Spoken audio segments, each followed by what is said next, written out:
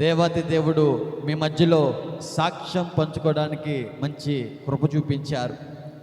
నా జీవితము, నా గతము ఏ రీతిగా, ఏ విధముగా, ఏ రకంగా పాడైపోతున్న సమయంలో, నాశనమైన పరిస్థితులు ఉన్నప్పుడు దేవుడు ఆయన ప్రేమ చేత ఏ విధంగా ఆకర్షించుకొని నా జీవితాన్ని వాక్యం ద్వారా బాగు చేస్తున్నారు. మీకు ప్రతిదీ అర్థమయ్యే విధంగా ఒక పక్క స్వరము ద్వారా సాక్షి వినిపిస్తూ, మరో పక్క ఈ టీవీల్లో నా గత జీవితం ఏ విధంగా జీవించానో మీ ముందర నేను ఈరోజు చూపిస్తాను. ప్రియ దేవుని జనాంగమా, మరి ముఖ్యంగా ఈరోజు జన్మదినం జరుపుకుంటున్న ఏలియా అన్నగారికి ప్రభు పేరిట వందనాలు. ప్రేమతో నన్ను పిలిచి ఉన్నారు. అదే రీతిగా దైవజనులందరికీ, పెద్దలకి ప్రభు పేరిట వందనాలండి. కూడొచ్చిన ప్రతి ఒక్కరికి ప్రభు పేరిట వందనాలు తెలియజేస్తున్నాను. ఒక చిన్న ప్రార్థన చేసుకొని నేను సాక్షిలోనికి వెళ్ళిపోతాను. ప్రియ దేవుని జనాంగమా, అనేక మార్లు దేవుడు వాక్యం ద్వారా మనతో మాట్లాడతారు, సువార్త ద్వారా మాట్లాడతారు, సాక్ష్యం ద్వారా మాట్లాడతారు, వీలైతే గాడితో కూడా మాట్లాడతారు దేవుడు. మరి ఈరోజు మీతో దేవుడు సాక్ష్యం ద్వారా సూటిగా మాట్లాడుతున్నారు. దయచేసి గమనించాలి. ప్రార్థన చేసుకుందాం, తలలో ఉంచుకుందాం. మహాశక్తిమంతుడా, సర్వాధిపతి రాజా, మరి సమయంలో సాక్ష్యము పంచుకుంటుండగా అయా నీ శక్తి, నీ బలము ప్రతి ఒక్కరికి అర్థమవుటకు సహాయము దయచేస్తారని మనస్ఫూర్తిగా కోరుతూ, అయా మా ప్రియ బిడ్డలు తండ్రి కృపామయుడా, అయా గతంలో మేము చేసిన అతిక్రమంలో ఏ విధంగా అయితే పరిశుద్ధాత్మ దేవుడా ఇక్కడ మమ్మల్ని మీరు ఒప్పిస్తున్నారో, అటువంటి పరిస్థితుల్లో ఇంకా ఎవరైనా తండ్రి నైనా బందీలైపోయి ఉంటే వారితో ప్రభా సూటిగా ఈ సాక్ష్యం ద్వారా ప్రభా మీరు మాట్లాడతారని మనస్ఫూర్తిగా కోరుతూ, వారు కూడా వారి అతిక్రమంలో ఒప్పుకుంటుండగా ఒక గొప్ప కనికరం వారు ఈరోజు రుచి చూసి మారు మనసు పశ్చాత్తాప కార్యక్రమంలో ఆత్మ తండ్రి జరిగిస్తారని మనస్ఫూర్తిగా కోరుతూ, మీ దీనదాసుడు తండ్రి నాయన ఏలియా గారు పడుతున్న ఈ యొక్క ప్రయాస ఏది వృధాగా పోవడానికి వీల్లేకుండా కేవలం మీ నామానికి మహిమార్థంగా జరిగిస్తారని యేసు నామములో మీ ఆత్మ సహాయం వేడుకుంటున్నాం మా పరమ తండ్రి, ఆమేన్. అనుకున్నారా ఏంటి రాగానే సహోదరుడు వచ్చి మోకాళ్ళు వేసేసాడు అని? దానికి ఒక కారణం ఉందండి. నా గత జీవితంలో ఈ లోపల ఏమైతే అవయవాలు ఉన్నాయో ఆ అవయవాలు లేఖనాల్లో ఒక మాట ప్రకారంగా ఏంటంటే రోమిల్కి రాసిన పత్రికలో ఉంటుంది, 6వ అధ్యాయము 19వ వచనంలోనే ఎక్కడ ఉంటుంది. ఏమన్నా తెలుసా? ఈ యొక్క అవయవములు అక్రమముకు, అపవిత్రతకు దాసులుగా అప్పచెప్పానన్నమాట నా గత జీవితం అంతా. ఆ తర్వాత మాటలు ఉంటున్నాయి, నీతికిను వద్దులే అన్న, నేను అవుట్లోనే మాట్లాడాలని ఇష్టపడుతున్నాను. నీతికి, పరిశుద్ధతకి దాసులుగా మీ అవయవాలు అప్పచెప్పండి అని దేవుడు మాట్లాడుతూ వచ్చారు. దేవుడిని అడిగాడు, ప్రభువా నా గత జీవితం ఎంతో బలహీనము కదా ఈ శరీరము, నీ బలమేంటో నీ ప్రజలకు తెలియాలి కాబట్టి రాజా మరి నువ్వు బలమిస్తే ఎక్కడికి వెళ్ళినా సరే మోకాళ్ళ మీద ప్రభువా సాక్ష్యం చెప్పుకుంటాను నాయన అని దేవుడిని అడిగాను. ఎక్కడికి వెళ్ళినా ఒక 2.5 గంటలు నిలువు మోకాళ్ళ మీద సాక్ష్యం చెప్పే బలము దేవుడు దయచేశారు. హల్లెలూయా. ఇప్పుడు అంతసేపు పంచుకోనిలేండి, కొద్ది మాటలు, కొన్ని నిమిషాలు మీ ముందు పంచుకుంటాను. ప్రియ దేవుని జనాంగమా, ఏమండి నా జీవితము, గత జీవితం అంతా నేను పుట్టిన ఊరు ఎక్కడో తెలుసా? పెద్ద దూరమేం కాదు, ఇక్కడ నుంచి 33 కిలోమీటర్లు. కసింకోట తెలుసా మీ అందరికీ? ఆ కసింకోటలోనే నేను పుట్టానన్నమాట. మా అమ్మమ్మ గారు, మా నాన్నగారేమో ఎక్కడ ఎలమంచిలి దగ్గర దిమిలి అనే ఊరిలో వారు నివసిస్తూ ఉండేవారు. నేను పుట్టిందైతే ఇక్కడే, కానీ పెరిగిందంతా విజయవాడ ప్రాంతం అండి. విజయవాడ అనే మరొక పేరు బెజవాడ అని కూడా అంటూ ఉంటారు. ఆ బెజవాడ ప్రాంతంలో గుణదల అనే కొండ దగ్గర క్రీస్తురాజపురం అనే యొక్క ఏరియా పక్కన అరుల్ నగర్, ఈ పేర్లన్నీ సంబంధించిన ఎవరయ్యో తెలుసా? క్రైస్తవ్యానికి. గుణదల కొండ ఎవరిది? క్రైస్తవ్యానికి సంబంధించింది. క్రీస్తురాజపురం అనే ఏరియా, అరుల్ నగర్ అనే ఒక మిషనరీ పేరు అది. ఏవండి అటువంటి ఏరియాలో ఉంటున్న నేను మాత్రము, మా కుటుంబ సభ్యులు మాత్రము క్రైస్తవులమైతే కానే కాదు, అన్య జనాంగము. యేసు ప్రభు వారిని ఎరగని వ్యక్తులుగా జీవిస్తున్న సమయంలో మా తల్లి గారు ఒక పాచి పని చేసుకునే వ్యక్తిగా, అంటే పని మనిషి పని. మా తండ్రి గారు ఏమండి ఒక తోటమాలి పని చేసుకుంటూ విఆర్ సిద్ధార్థ ఇంజనీరింగ్ కాలేజీలో గవర్నమెంట్ ఎంప్లాయ్. చదువు అయితే లేదు ఆయనకి, చదువు లేకపోయినా ఆనాడు ప్రభుత్వం ఇచ్చారు మంచి గవర్నమెంట్ జాబ్. ఆ యొక్క విలువ తెలియక మా నాన్నగారు ఆ డబ్బు అంతటిని ఏమండి త్రాగుడికి ఎంతగానో బానిసైపోతూ స్నేహితులకి ఎక్కువ ఖర్చు పెడతా ఉండేవాడు ఆ డబ్బు అంతటిని. కుటుంబ పోషణకి నడుము కట్టుకున్న మా తల్లిగారు కుటుంబాన్ని పిల్లల్ని పోషించాలి కాబట్టి వారి కడుపులో ఒక 3 పిల్లలు బయటకు వచ్చారు. ఆ 3వ వ్యక్తిగా మగపిల్లవాడిగా నేనైతే, నా ముందర ఒక 2 ఆడపిల్లలు నా తల్లిదండ్రులు జన్మనిచ్చి ఉన్నారు. సాయి కుమార్గా మొదటగా పిలువబడుతున్నాను నేను. నా తల్లిదండ్రులు ఎంతో అల్లారు ముద్దుగా పిలిచే పేరు సాయి. నాన్న సాయి, సాయమ్మ అనుకుంటూ ఈ విధంగా పిలుస్తూ ఉండేవారు. ఏమండి చదువు లేదు నా తల్లిదండ్రులకి, ఎంతగానో కష్టపడితే కానీ ఏమి రాదు, రూపాయి రాదు. కాబట్టి మా యొక్క కష్టం ఈ విధంగా ఉంది. మా వలే మా యొక్క బిడ్డలు అయిన నా కొడుకు ఈ విధంగా కష్టపడకూడదు, మా ఓడు ఒక మంచి ఉన్నతమైన స్థానంలో మేము చూడాలి అనే ఒక ఆశతో ఒక మంచి కాన్వెంట్ స్కూల్లో వేల ఫీజులు కడుతూ చదివిస్తూ వచ్చారు. మా ఇల్లు ఎంత పెద్దదో తెలుసా? నాకు తెలిసి ఇక్కడికి సగానికి ఉండుద్దేమో, అంత చిన్న పూరింట్లో మేము నివసిస్తూ ఉండేవారం. ఏమండి కాన్వెంట్ స్కూల్ అంటే తమ్ముడు ఏంటి ₹2 అయిద్దంటావా ఫీజు? ఎంతండి? వేలు అవుతాయి. ఇప్పుడు ఇంకా పెరిగిపోయినాయి లేండి. ఆనాడు మాకైతే వేలులే ఎక్కువ. ఏమండి ఆ రకంగా రూపాయి కూడబెడుతూ ఫీజులు కడుతున్న నా తల్లి గారు ఆమె కష్టాన్ని గ్రహించని నేను ఎంతసేపు నా స్నేహితులతో నేను ఉంటా ఉండేవాడిని. మా నాన్నగారు ఏ విధంగా అయితే ఆయన కష్టపడిన డబ్బులు స్నేహితులు ఖర్చు పెట్టేవాడో ఆ ప్రవర్తన కూడా నాలో పనిచేయడం మొదలవుతూ నేను కూడా స్నేహితులతో ఎక్కువ ఉంటా ఉండేవాడిని. స్కూల్ ఎక్కొట్టేసి రోడ్ల మీద తిరుగుతున్న సమయంలో ఏమండి తల్లిదండ్రులు తీసుకొచ్చిన ఆ కష్టాన్ని దొంగలించేసి స్నేహితులు ఖర్చు పెట్టేంత పిచ్చి ప్రేమ అన్నమాట స్నేహితులంటే. కాన్వెంట్ స్కూల్ మార్గం వైపులే ఉన్న అడుగులు ఎటున్నాయో తెలుసా? స్కూల్ ఎక్కొట్టేసి పొలాలంటే చెట్లంటే పొట్లంటే తిరుగుతూ ఉన్నాను ఆ సమయం అది. అటువంటి సమయంలో నేను సావాసం చేస్తున్న కార్యక్రమాలు పెరిగాయి. వేటితోనో తెలుసా? మరి ముఖ్యంగా ఈ లోకంలో కనపడే సినిమాలతో. ఆ సినిమా హీరోలంటే ఒక రకమైన అభిప్రాయము అభిమానముతోనూ, వారంటే పిచ్చి ఇష్టముతోనూ సినిమాలంటే వాటికి నేను బానిసైపోతా ఉన్నాను. ఎలాగో తెలుసా? చిన్న వయసు నుంచి మీరు నమ్మరు, ఏమైనా సినిమా రిలీజ్ అయిపోతే ఇంట్లో డబ్బులు దొంగతనం చేసి ఆ హీరో బ్యానర్లో పూలాభిషేకం పాలాభిషేకం చేసేస్తూ ఉండేవాడిని అన్నమాట.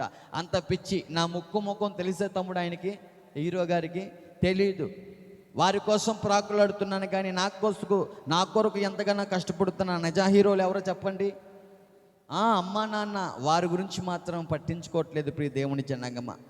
ఆ సినిమాలకే బానిసైపోతున్న సమయంలో ఆ సినిమాల్లో ప్రేమ చిత్రాలను ప్రభావితము చేసి నా యొక్క టీనేజ్ సమయంలో ఆ యొక్క వయసులో ఒక ప్రేమ నా జీవితంలో ఉంటే బాగుంటుందో కదా అనిపించింది. ఏమి చూసో తెలుసా? సినిమా చిత్రాలు చూసే. ప్రేమ అంటే ఏంటి? ఒక అమ్మాయి అబ్బాయి కలిసి తిరిగితే ఇదే కాబోలు ప్రేమ అనుకుంటూ ఆ ప్రేమతో నేను సహవాసం చేస్తున్నాను ఒక అమ్మాయితో. ఆ ప్రేమ ఒకరోజు ఈ విధంగా అన్నారు. ఏమనో తెలుసా? నీవు నాకు సరికాదు, నువ్వు నాకు అక్కర్లేదు, నువ్వు అంటే నాకు ఇష్టం లేదు అనే మాట ఆ యొక్క ప్రియురాలు ఎవరైతే ఉన్నారో నేను ప్రేమించిన వారు ఆ విధంగా మాట్లాడారు. ఆ మాట వినడంతోనే ఏమండి ఇదే మాట సినిమా హీరో విన్నప్పుడు ఆయన ప్రవర్తన చూసారా? ఏ రకంగా జుట్టు పెంచడము, ఏ రకంగా బ్లేలు పెట్టి చేతులు కోసుకోవడం, ఏ విధంగా ఆమె ప్రేయసి దూరం అయిపోయింది కాబట్టి ఇంకా మత్తు పదార్థాలే శరణం అనుకుంటూ వాటితో సావాసం చేయడము సినిమాల్లో మనం చూస్తూ ఉంటాం. మీరు చూడర్లేండి సినిమాలు, కాకపోతే ఇలా ఉంటాయని చెప్తున్నాను అంతే. నేను కూడా ప్రేయసి దూరం అయిపోయింది కాబట్టి హీరో ఏ విధంగా అయితే చేస్తున్నాడో నేను కూడా అదే విధంగా జుట్టు పెంచడం మొదలు పెడతా వచ్చాను. ఏ విధంగా అయితే హీరో చేస్తున్నాడో నేను కూడా అటువంటి యొక్క అలంకరణతో జీవించడం ప్రారంభిస్తూ ఉన్నాను. ఏమండి ప్రేమ విఫలమైపోతే జుట్టు పెంచాలి, గెడ్డాలు పెంచాలి అనే ఒక ఆలోచనల వైపు ఏంటో తెలుసా నన్ను నడిపించే సినిమాలు అన్నమాట. ఈ విధంగా ఒక పేరు పెట్టుకున్నాను. ఏమనంటే బెజవాడ బ్యాడ్ బాయ్ సాయిగా నేను పిలువబడుతున్నాను. ఏమండి నా తల్లిదండ్రులు ఏమని పిలుస్తున్నారని చెప్పాను మొదటగా.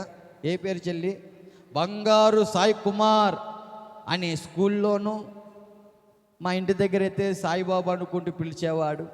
కానీ నేను మాత్రం ఇటువంటి అలంకరణతో బెజవాడ బ్యాడ్ బాయ్ సాయిగా పిలువబడుతూ ఈ రకమైన అలంకరణతో జీవిస్తూ ఏమండి మత్తు పదార్థాలు నాకు శరణం అంటే ప్రేమ విఫలమైపోయింది కాబట్టి మత్తు పదార్థాలు నాకు సహాయం చేస్తాయి.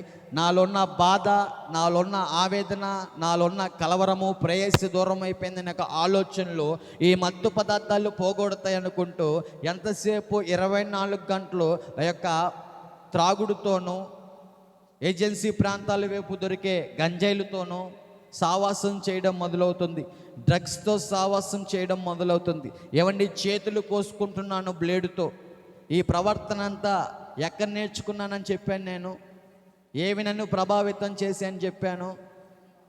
సినిమాలు కదా, ఆ సినిమాలు నన్ను పాడు చేస్తున్న గ్రహింపు లేకుండా సినిమాలు అంతగా చూసే నేను సినిమాలకు ముందర వచ్చే ఏమండి ఆ యొక్క ఏమంటాయి అన్నయ్య, బాగా కాచేసావు అన్నయ్య, పొగ తాగుట ఆరోగ్యానికి, ఇవి మాటలు మాత్రం పట్టించుకోవట్లేదు. కానీ హీరో చేతులు లాస్ట్ వరకు వేళ్ల మధ్యలో కనబడే సిగరెట్ ఉంది చూసావా, ఎలా తాగాలి అనే యొక్క ప్రేరేపణ నన్ను ఎంతగానో ప్రభావితం చేస్తున్నాయి. ఒకరోజు నా స్నేహితులతో అన్నాను, అరే నేను ప్రేమించిన అమ్మాయి నన్ను దూరం అయిపోయిందిరా, మోసం చేసిందిరా, అయ్యో నేను ఇంకా బతకలేనేమో అని ఆ తలంపులతో ఉన్నాను. నా టెన్షన్ పోవాలంటే ఏం చేయాలో ఒక్కసారి నాకు ఏమైనా చెప్పండి అంటే వాళ్ళు చెప్పారు, టెన్షన్గా ఉంది కాబట్టి సిగరెట్ తాగితే టెన్షన్ పోతుందిరా మామ అని నాకు బదులిస్తూ వచ్చారు. అదేవిధంగా ఏమండి సిగరెట్తో మొదలై మత్తు పదార్థాలతో సావాసం చేస్తున్న నేను యవ్వన ప్రాయంకి వచ్చేసరికి ఈ లోకంలో డాంబికంగా జీవించాలంటే ఏమండి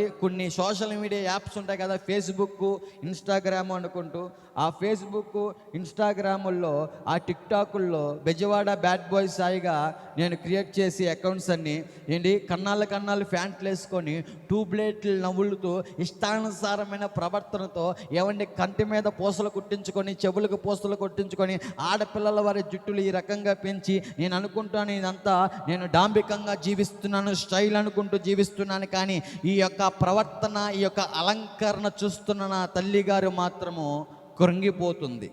కారణం ఏంటో చెప్పనా, మా అమ్మగారు ఒక ముత్తైదువు గారు. ప్రియ దేవుని జనాంగమా, ముత్తైదువు గారు అంటే ఏమండి మనిషి పుట్టినప్పటి నుంచి చచ్చిపోయే వరకు ఏమండి జరిగే కార్యక్రమాలు ఏమైతే మధ్యలో ఉంటాయో ప్రతిదీ మా అమ్మగారి యొక్క ఆమె చేతుల మీద జరిపించుకోవాలని మా ప్రాంత ప్రజలు ఎంతగానో ఇష్టపడుతూ ఉంటారు. వాస్తవానికి మేము క్రైస్తవులం కాదు కాబట్టి ఆనాడు యేసు ప్రభువు వారు మాకు తెలియదు కాబట్టి మా తల్లిగారు చేసే భక్తి ఏంటో తెలుసా, ఎన్నో పూజలు పునస్కారాలు చేస్తూ విగ్రహారాధన చేస్తూ ఉండేవారు మా తల్లిదండ్రులు. అదేవిధంగా నేను కూడా అటువంటి భక్తి చేస్తూ ఉన్న నేను నా తల్లిగారు అనే మాటలు ఏంటో తెలుసా, అయ్యా ఎక్కడికి వెళ్ళినా ఏంటి మా యొక్క జీవితంలో మొహం మీద ఉమ్మేసేటట్టు బంధుప్రియులు మాట్లాడుతున్నారు, నీ ప్రవర్తన చూసి, నీ అలంకరణ చూసి, నీ వాలకం చూసి ఈ యొక్క బతుకేంటి ఎలాగుంది మీ అబ్బాయిది అంటున్నారా, ఎక్కడ తలెత్తుకునే పొజిషన్ మాకు లేదురా నాయన అనుకుంటూ మా అమ్మగారు మాట్లాడుతున్నారు. ప్రియ దేవుని జనాంగమా, మత్తు పదార్థాలకి బానిసైపోయిన నా శరీరము అమ్మా నాన్న విలువ అర్థం కాక ఏవండి ఎంతలా అలవాటు పడిపోయినంటే అవి ఒక పూట నా దగ్గర నా చేతిలో లేకపోతే ఆ డ్రగ్స్ అనేవి నా శరీరము ఒప్పుకునేవి కాదు. మత్తు పదార్థాలు ఏవైతే గంజాయిలు ఉన్నాయో ఏజెన్సీ ప్రాంతాల నుంచి విజయవాడకు తరలించేసి ఆడపిల్లలకు అలవాటు చేసి వాళ్ళ శరీరాల్ని పాడు చేసే వ్యక్తిగా ఒక రకమైన పైశాచికమైన మూర్ఖత్వమైన ప్రవర్తనలోకి వెళ్ళిపోయింది.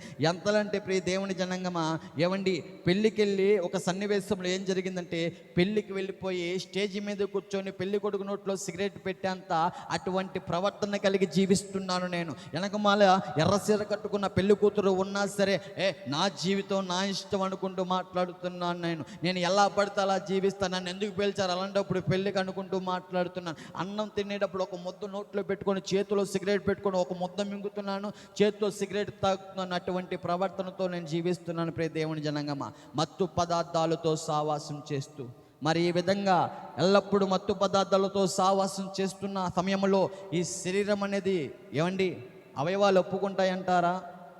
ఎంతగానో అక్రమైన పనులకి ఏమండి అపవిత్రమ చేసుకుంటూ ఆనందము కోసం యవ్వన ప్రాయములో శరీర కోరికలు తెచ్చుకోవడానికి వ్యభిచార గృహాల వైపు ప్రాకులాడుతూ అమ్మాయిలకి మాయ మాటలు చెప్పి వారి జీవితాలు వాళ్ళ శరీరాలు పాడు చేసే వ్యక్తిగా, ఒక గంజి అమ్ముకునేవాడిగా విజయవాడ ప్రాంతంలో నేను జీవిస్తున్నాను. ఎలాగో తెలుసా? ఒక పేరుతో Bezawada bad boys Sai is equal to గంజాయ్.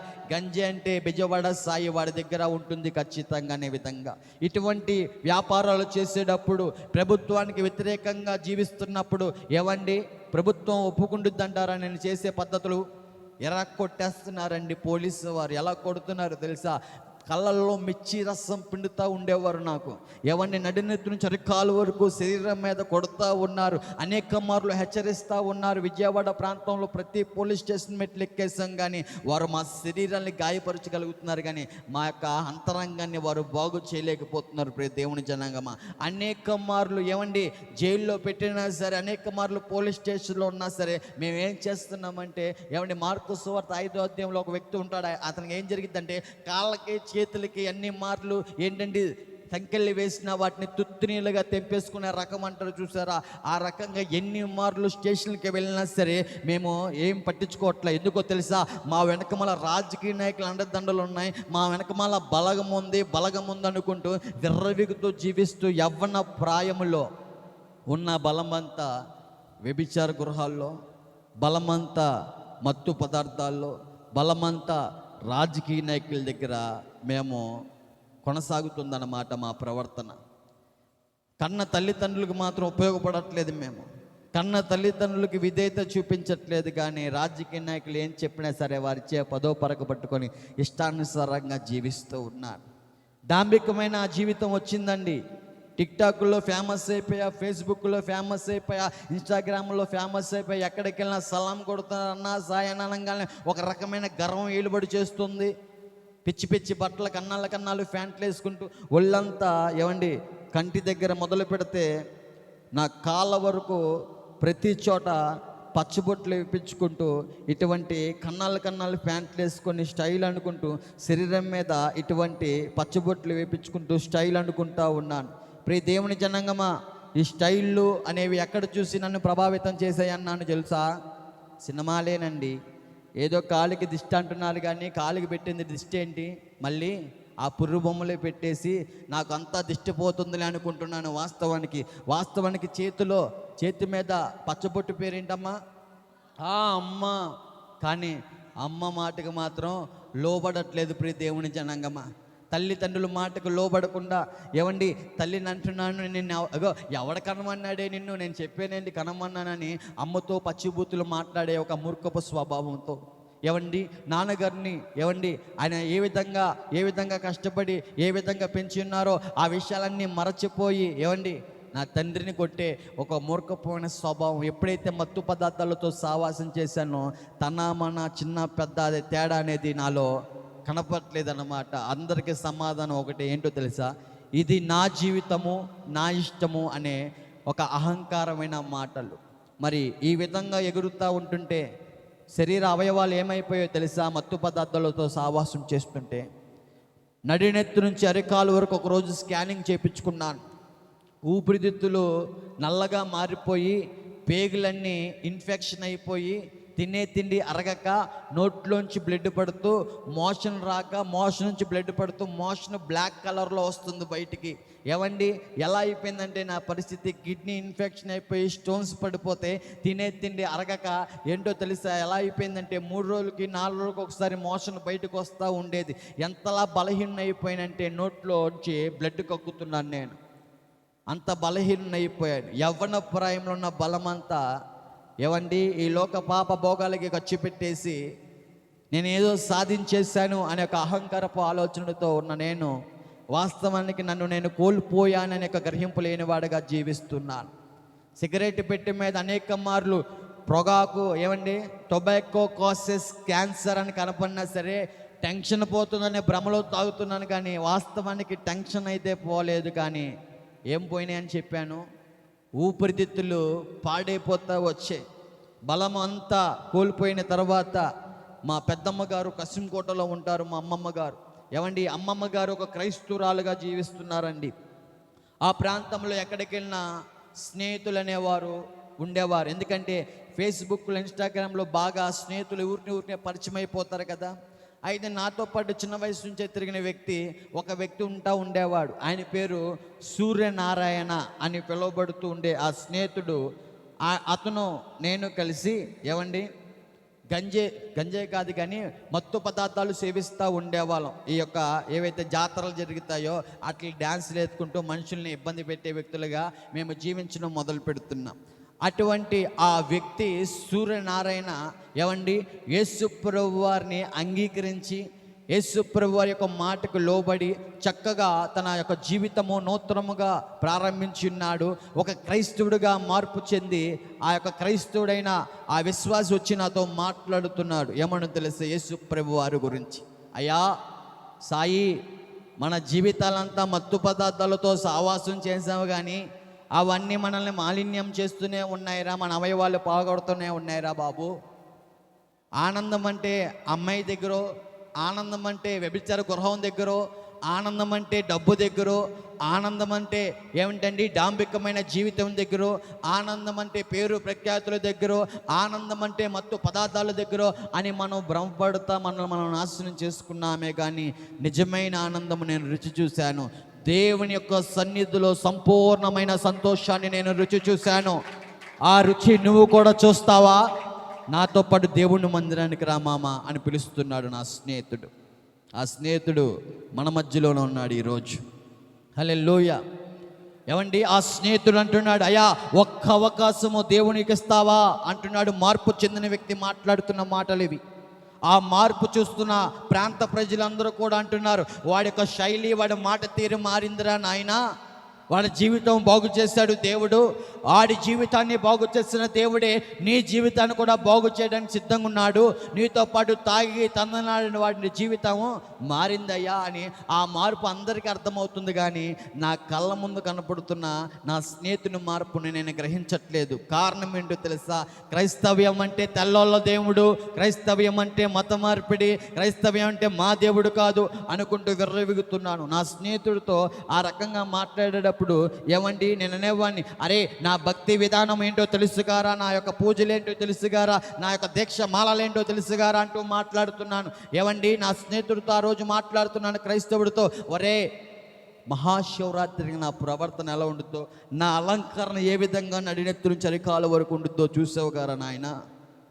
నేను సోమవారం వస్తే ఎక్కడికి ప్రాకులాడుతానో నీకు తెలుసుగా, నా మెడలో ఎప్పుడు ఏముంటుందో తెలుసుగా. అరే ఎలా అడుగుతున్నావు నన్ను అనుకుంటూ ఆ స్నేహితునితో మాట్లాడుతున్నా. నా పొట్ట భాగం మీద ఎటువంటి పచ్చబొట్టు ఉందో చూసావు కదా, ఎలా మాట్లాడుతున్నావు, నేను నోరు తెరిస్తే ఏ నామస్మరణం ఆడుతానో నీకు తెలుసు కదా, ఎలాగడుగుతున్నావు అనుకుంటూ నా స్నేహితుని నేను హేళన చేసి హల్లెలూయా బ్యాచ్ అంటూ మాట్లాడుతున్నాను. గంజాయి సేవిస్తున్నప్పుడు కూడా ఆ స్నేహితుడు వచ్చి సువార్త గురించి ప్రకటిస్తున్నాడు, అయ్యా నువ్వు చేసే భక్తి కాదురా నాయన, అయ్యా ఒకసారి దేవుని సన్నిధికి రా అయ్యా, నా జీవితం నీలాగే ఒకప్పుడు గడిపినారా, నా జీవితం దేవుడు యేసు ప్రభువు వారు బాగు చేస్తాడు బాబు, ఆయన నీ జీవితాన్ని కూడా బాగు చేస్తాడు, ఒక్క అవకాశం దేవుని సన్నిధికి ఇవ్వంటున్నాడు. నేనేమో నాకు తెలిసిరా అలా నువ్వు చెప్తున్నావు కానీ అనుకుంటూ తన్ని తుణీకరిస్తూ ఉండేవాడు. అయితే హాస్పిటల్ అన్నీ తిరిగిన తర్వాత డాక్టర్లు అందరూ అంటున్నారు, వ్యసనాన్ని నువ్వు ఇంకా ఆపకపోతే రేపు దినమున నీకు భూమి మీద నూకలనేవి ఉండవు బాబు, ఇగో ఇన్ని కోర్సులు ఇస్తున్నావు వాడనుకుంటూ.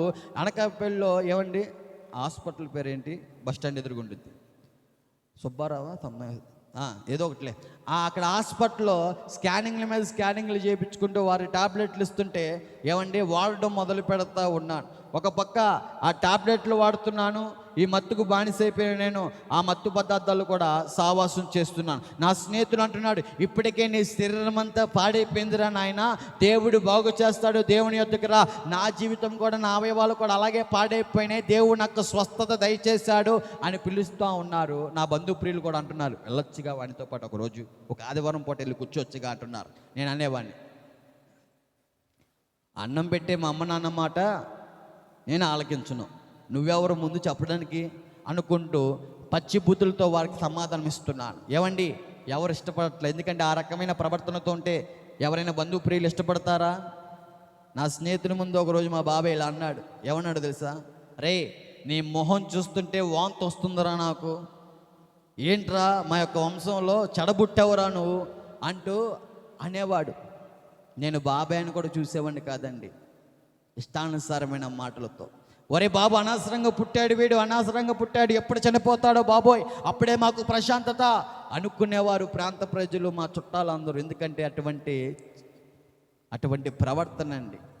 అయితే ఒక ఆదివారం పూట ఏం జరిగిందంటే, నా స్నేహితుడు వెళ్తున్న ఆ యొక్క మందిరానికి నేను కూడా వెళ్ళడం జరిగింది. కారణం ఏంటో తెలుసా?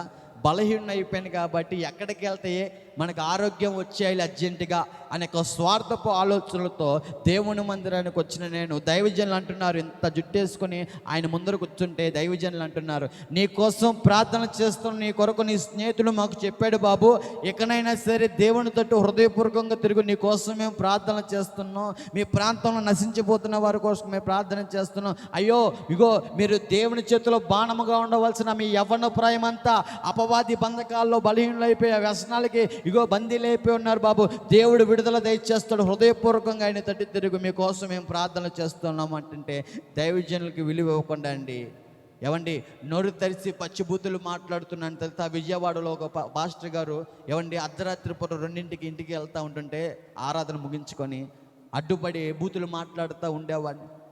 క్రైస్తవ్యం అంటే తెల్లోళ్ళ దేవుడు హల్లెలూయా బ్యాచ్ అంటూ, డిసెంబర్ 25వ తారీఖు యేసుప్రభువు వారు పుట్టారు, అయితే డిసెంబర్ 24వ తారీఖు నేను పుట్టా. అంటే ఏంటో తెలుసా? మొదటగా నేను పుట్టాక ఆ తర్వాత యేసుప్రభువు వారు పుట్టారు అంటే ఫస్ట్ నేను అనుకుంటూ ఏళన చేస్తూ మాట్లాడే వ్యక్తిత్వంతో జీవిస్తున్నాను. క్రైస్తవ్య గురించి ఆలోచించట్లేదు. మార్పు చెందిన వ్యక్తి నా కళ్ళ ముందు కనబడుతున్న గ్రహింపు రాని ఒక గుడ్డివాడిగా జీవిస్తున్న సమయం అది.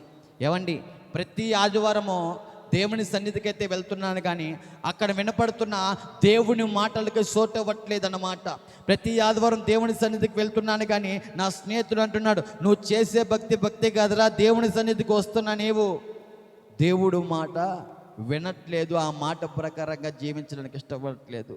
ఒక అడిగేమో దేవుని సన్నిధిలో యేసయ్య అంటున్నావు, బాగానే ఉంది, కానీ మళ్ళీ బయటికి వెళ్ళిపోయిన తర్వాత అదే నోటితో బూతులు మాట్లాడుతున్నావురా నాయన.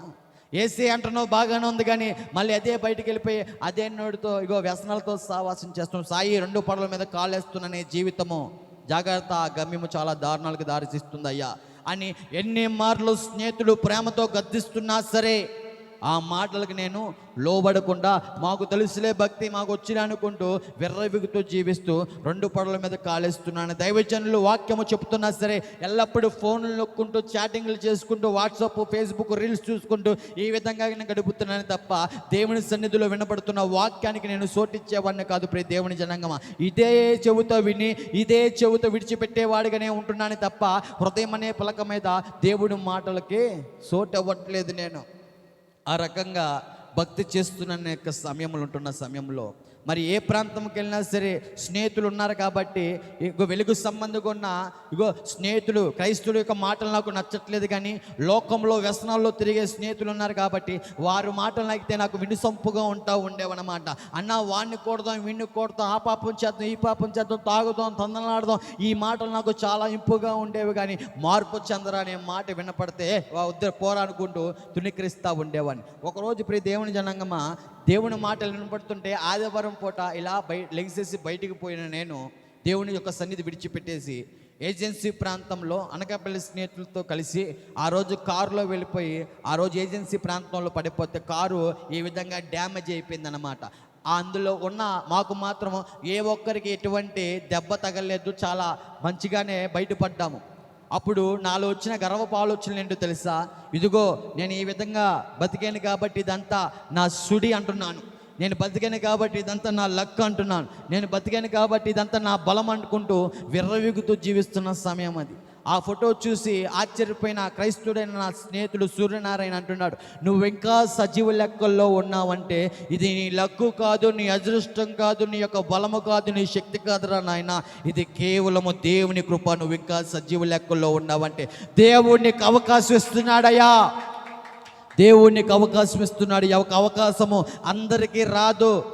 సమయాన్ని సద్వినియోగం చేసుకొని దీపం ఉన్నప్పుడే ఆ ఇంటిని చక్కబెట్టుకోమని దేవుడు వాక్యము ఘోషిస్తున్నది. దయచేసి నా మాట వినసాయి అనుకుంటూ నా స్నేహితుడు చెప్తున్నాడు. అయ్యా నువ్వు బ్రతుకున్నావంటే దేవుని కృప, నీ లక్కు కాదురా, నీ అదృష్టం కాదురా నాయన, నీ వెనకమాల స్థానిక దైవజనులు చేస్తున్న ప్రార్థన కంచె ఉంది కాబట్టే నువ్వు ఇంకా సజీవ లెక్కల్లో ఉన్నావు. నీ వెనకమాల మీ అమ్మమ్మ గారు నీ కొరకు ఎంతగానో కన్నీరు కాస్తూ మొరపెడుతున్నారు కాబట్టి నువ్వు ఇంకా సజీవ లెక్కల్లో ఉన్నావు. నువ్వు అనుకుంటున్నావు ఈ యొక్క అదృష్టం అని. మన స్నేహితులు ఎలా చచ్చిపోతున్నారు సాయి. అసలుకే నీ బైక్ రైడింగు చాలా వరస్ట్గా ఉంటుంది.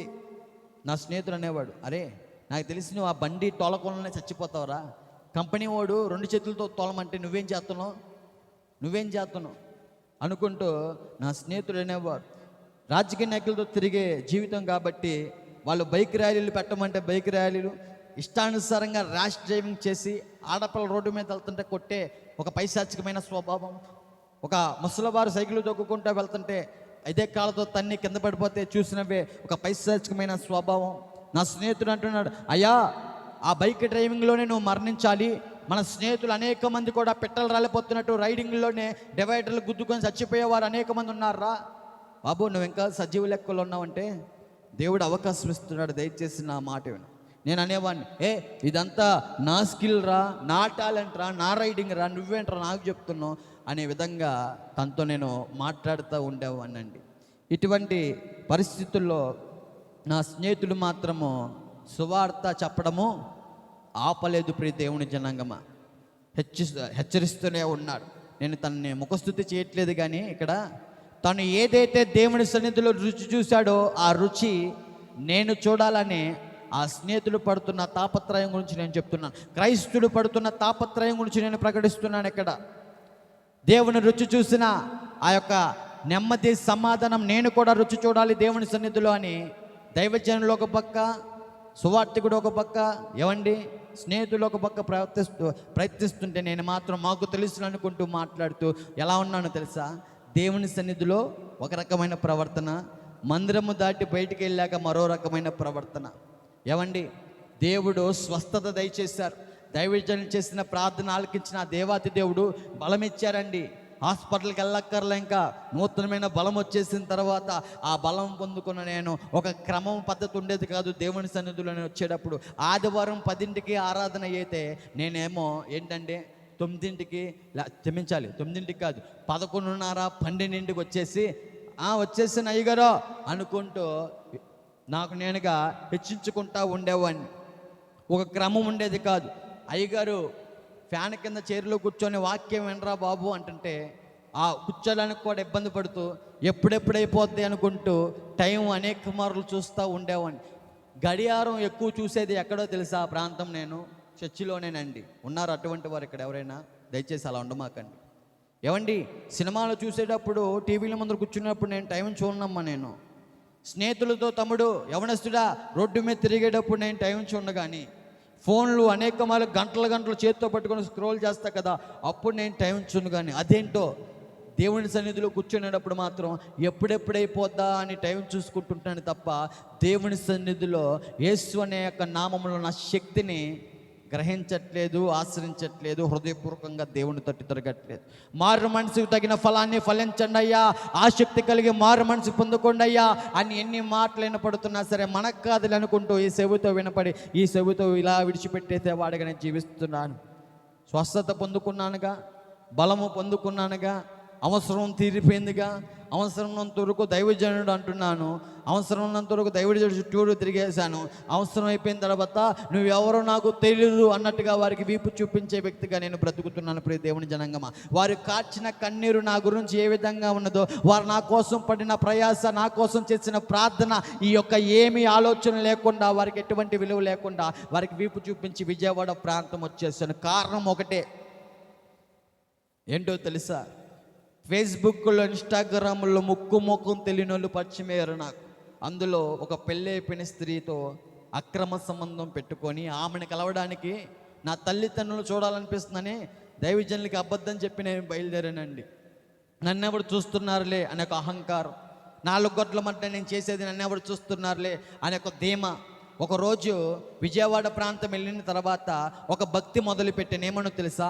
అందరి దేవుళ్ళలో యేసు ప్రభు కూడా ఒకటేలే, కానీ పరిశుద్ధమైన గ్రంథము దైవజనులు ఇచ్చారు కదా, అది పట్టుకొని ప్రార్థన తైలాన్ని పట్టుకొని అవి రెండు మా ఇంట్లో మూల పడేసి స్నానం చేసి వచ్చాక 2 నిమిషాలు ప్రార్థన చేసుకుంటే ఈ భక్తి సరిపోతుందిలే అనుకుంటూ నేను ఒక భక్తి మొదలుపెట్టాను. స్నానం అయిపోయిన తర్వాత ఒక 2 నిమిషాలు ప్రార్థన చేసి, ఆ ప్రార్థనలో కూడా ఎల్లప్పుడూ ఉండేవి ఏంటంటే స్వార్థమైన ముచ్చట్లే ఉండేవి. ప్రియ దేవుని జనాంగమా, దేవుణ్ణి అడ్డు పెట్టుకొని తప్పుడు పనులు చేస్తున్నాను నేను. పరిశుద్ధమైన గ్రంథం అడ్డు పెట్టుకొని ఒక పక్క స్నానం చేస్తూ 2 నిమిషాలు ప్రార్థన చేస్తూ మళ్ళీ లోకానికి దేవుడిచ్చిన బలాన్ని అప్పచెప్పేవాడుగా, లోక యొక్క వ్యసనాలకి బలం అప్పచెప్పేవాడుగా, లోక వ్యభిచార గృహాలకి బలం అప్పచెప్పేవాడుగా నేను జీవిస్తున్నాను. ఒక పక్క మళ్ళీ ఏం చేస్తున్నాను తెలుసా?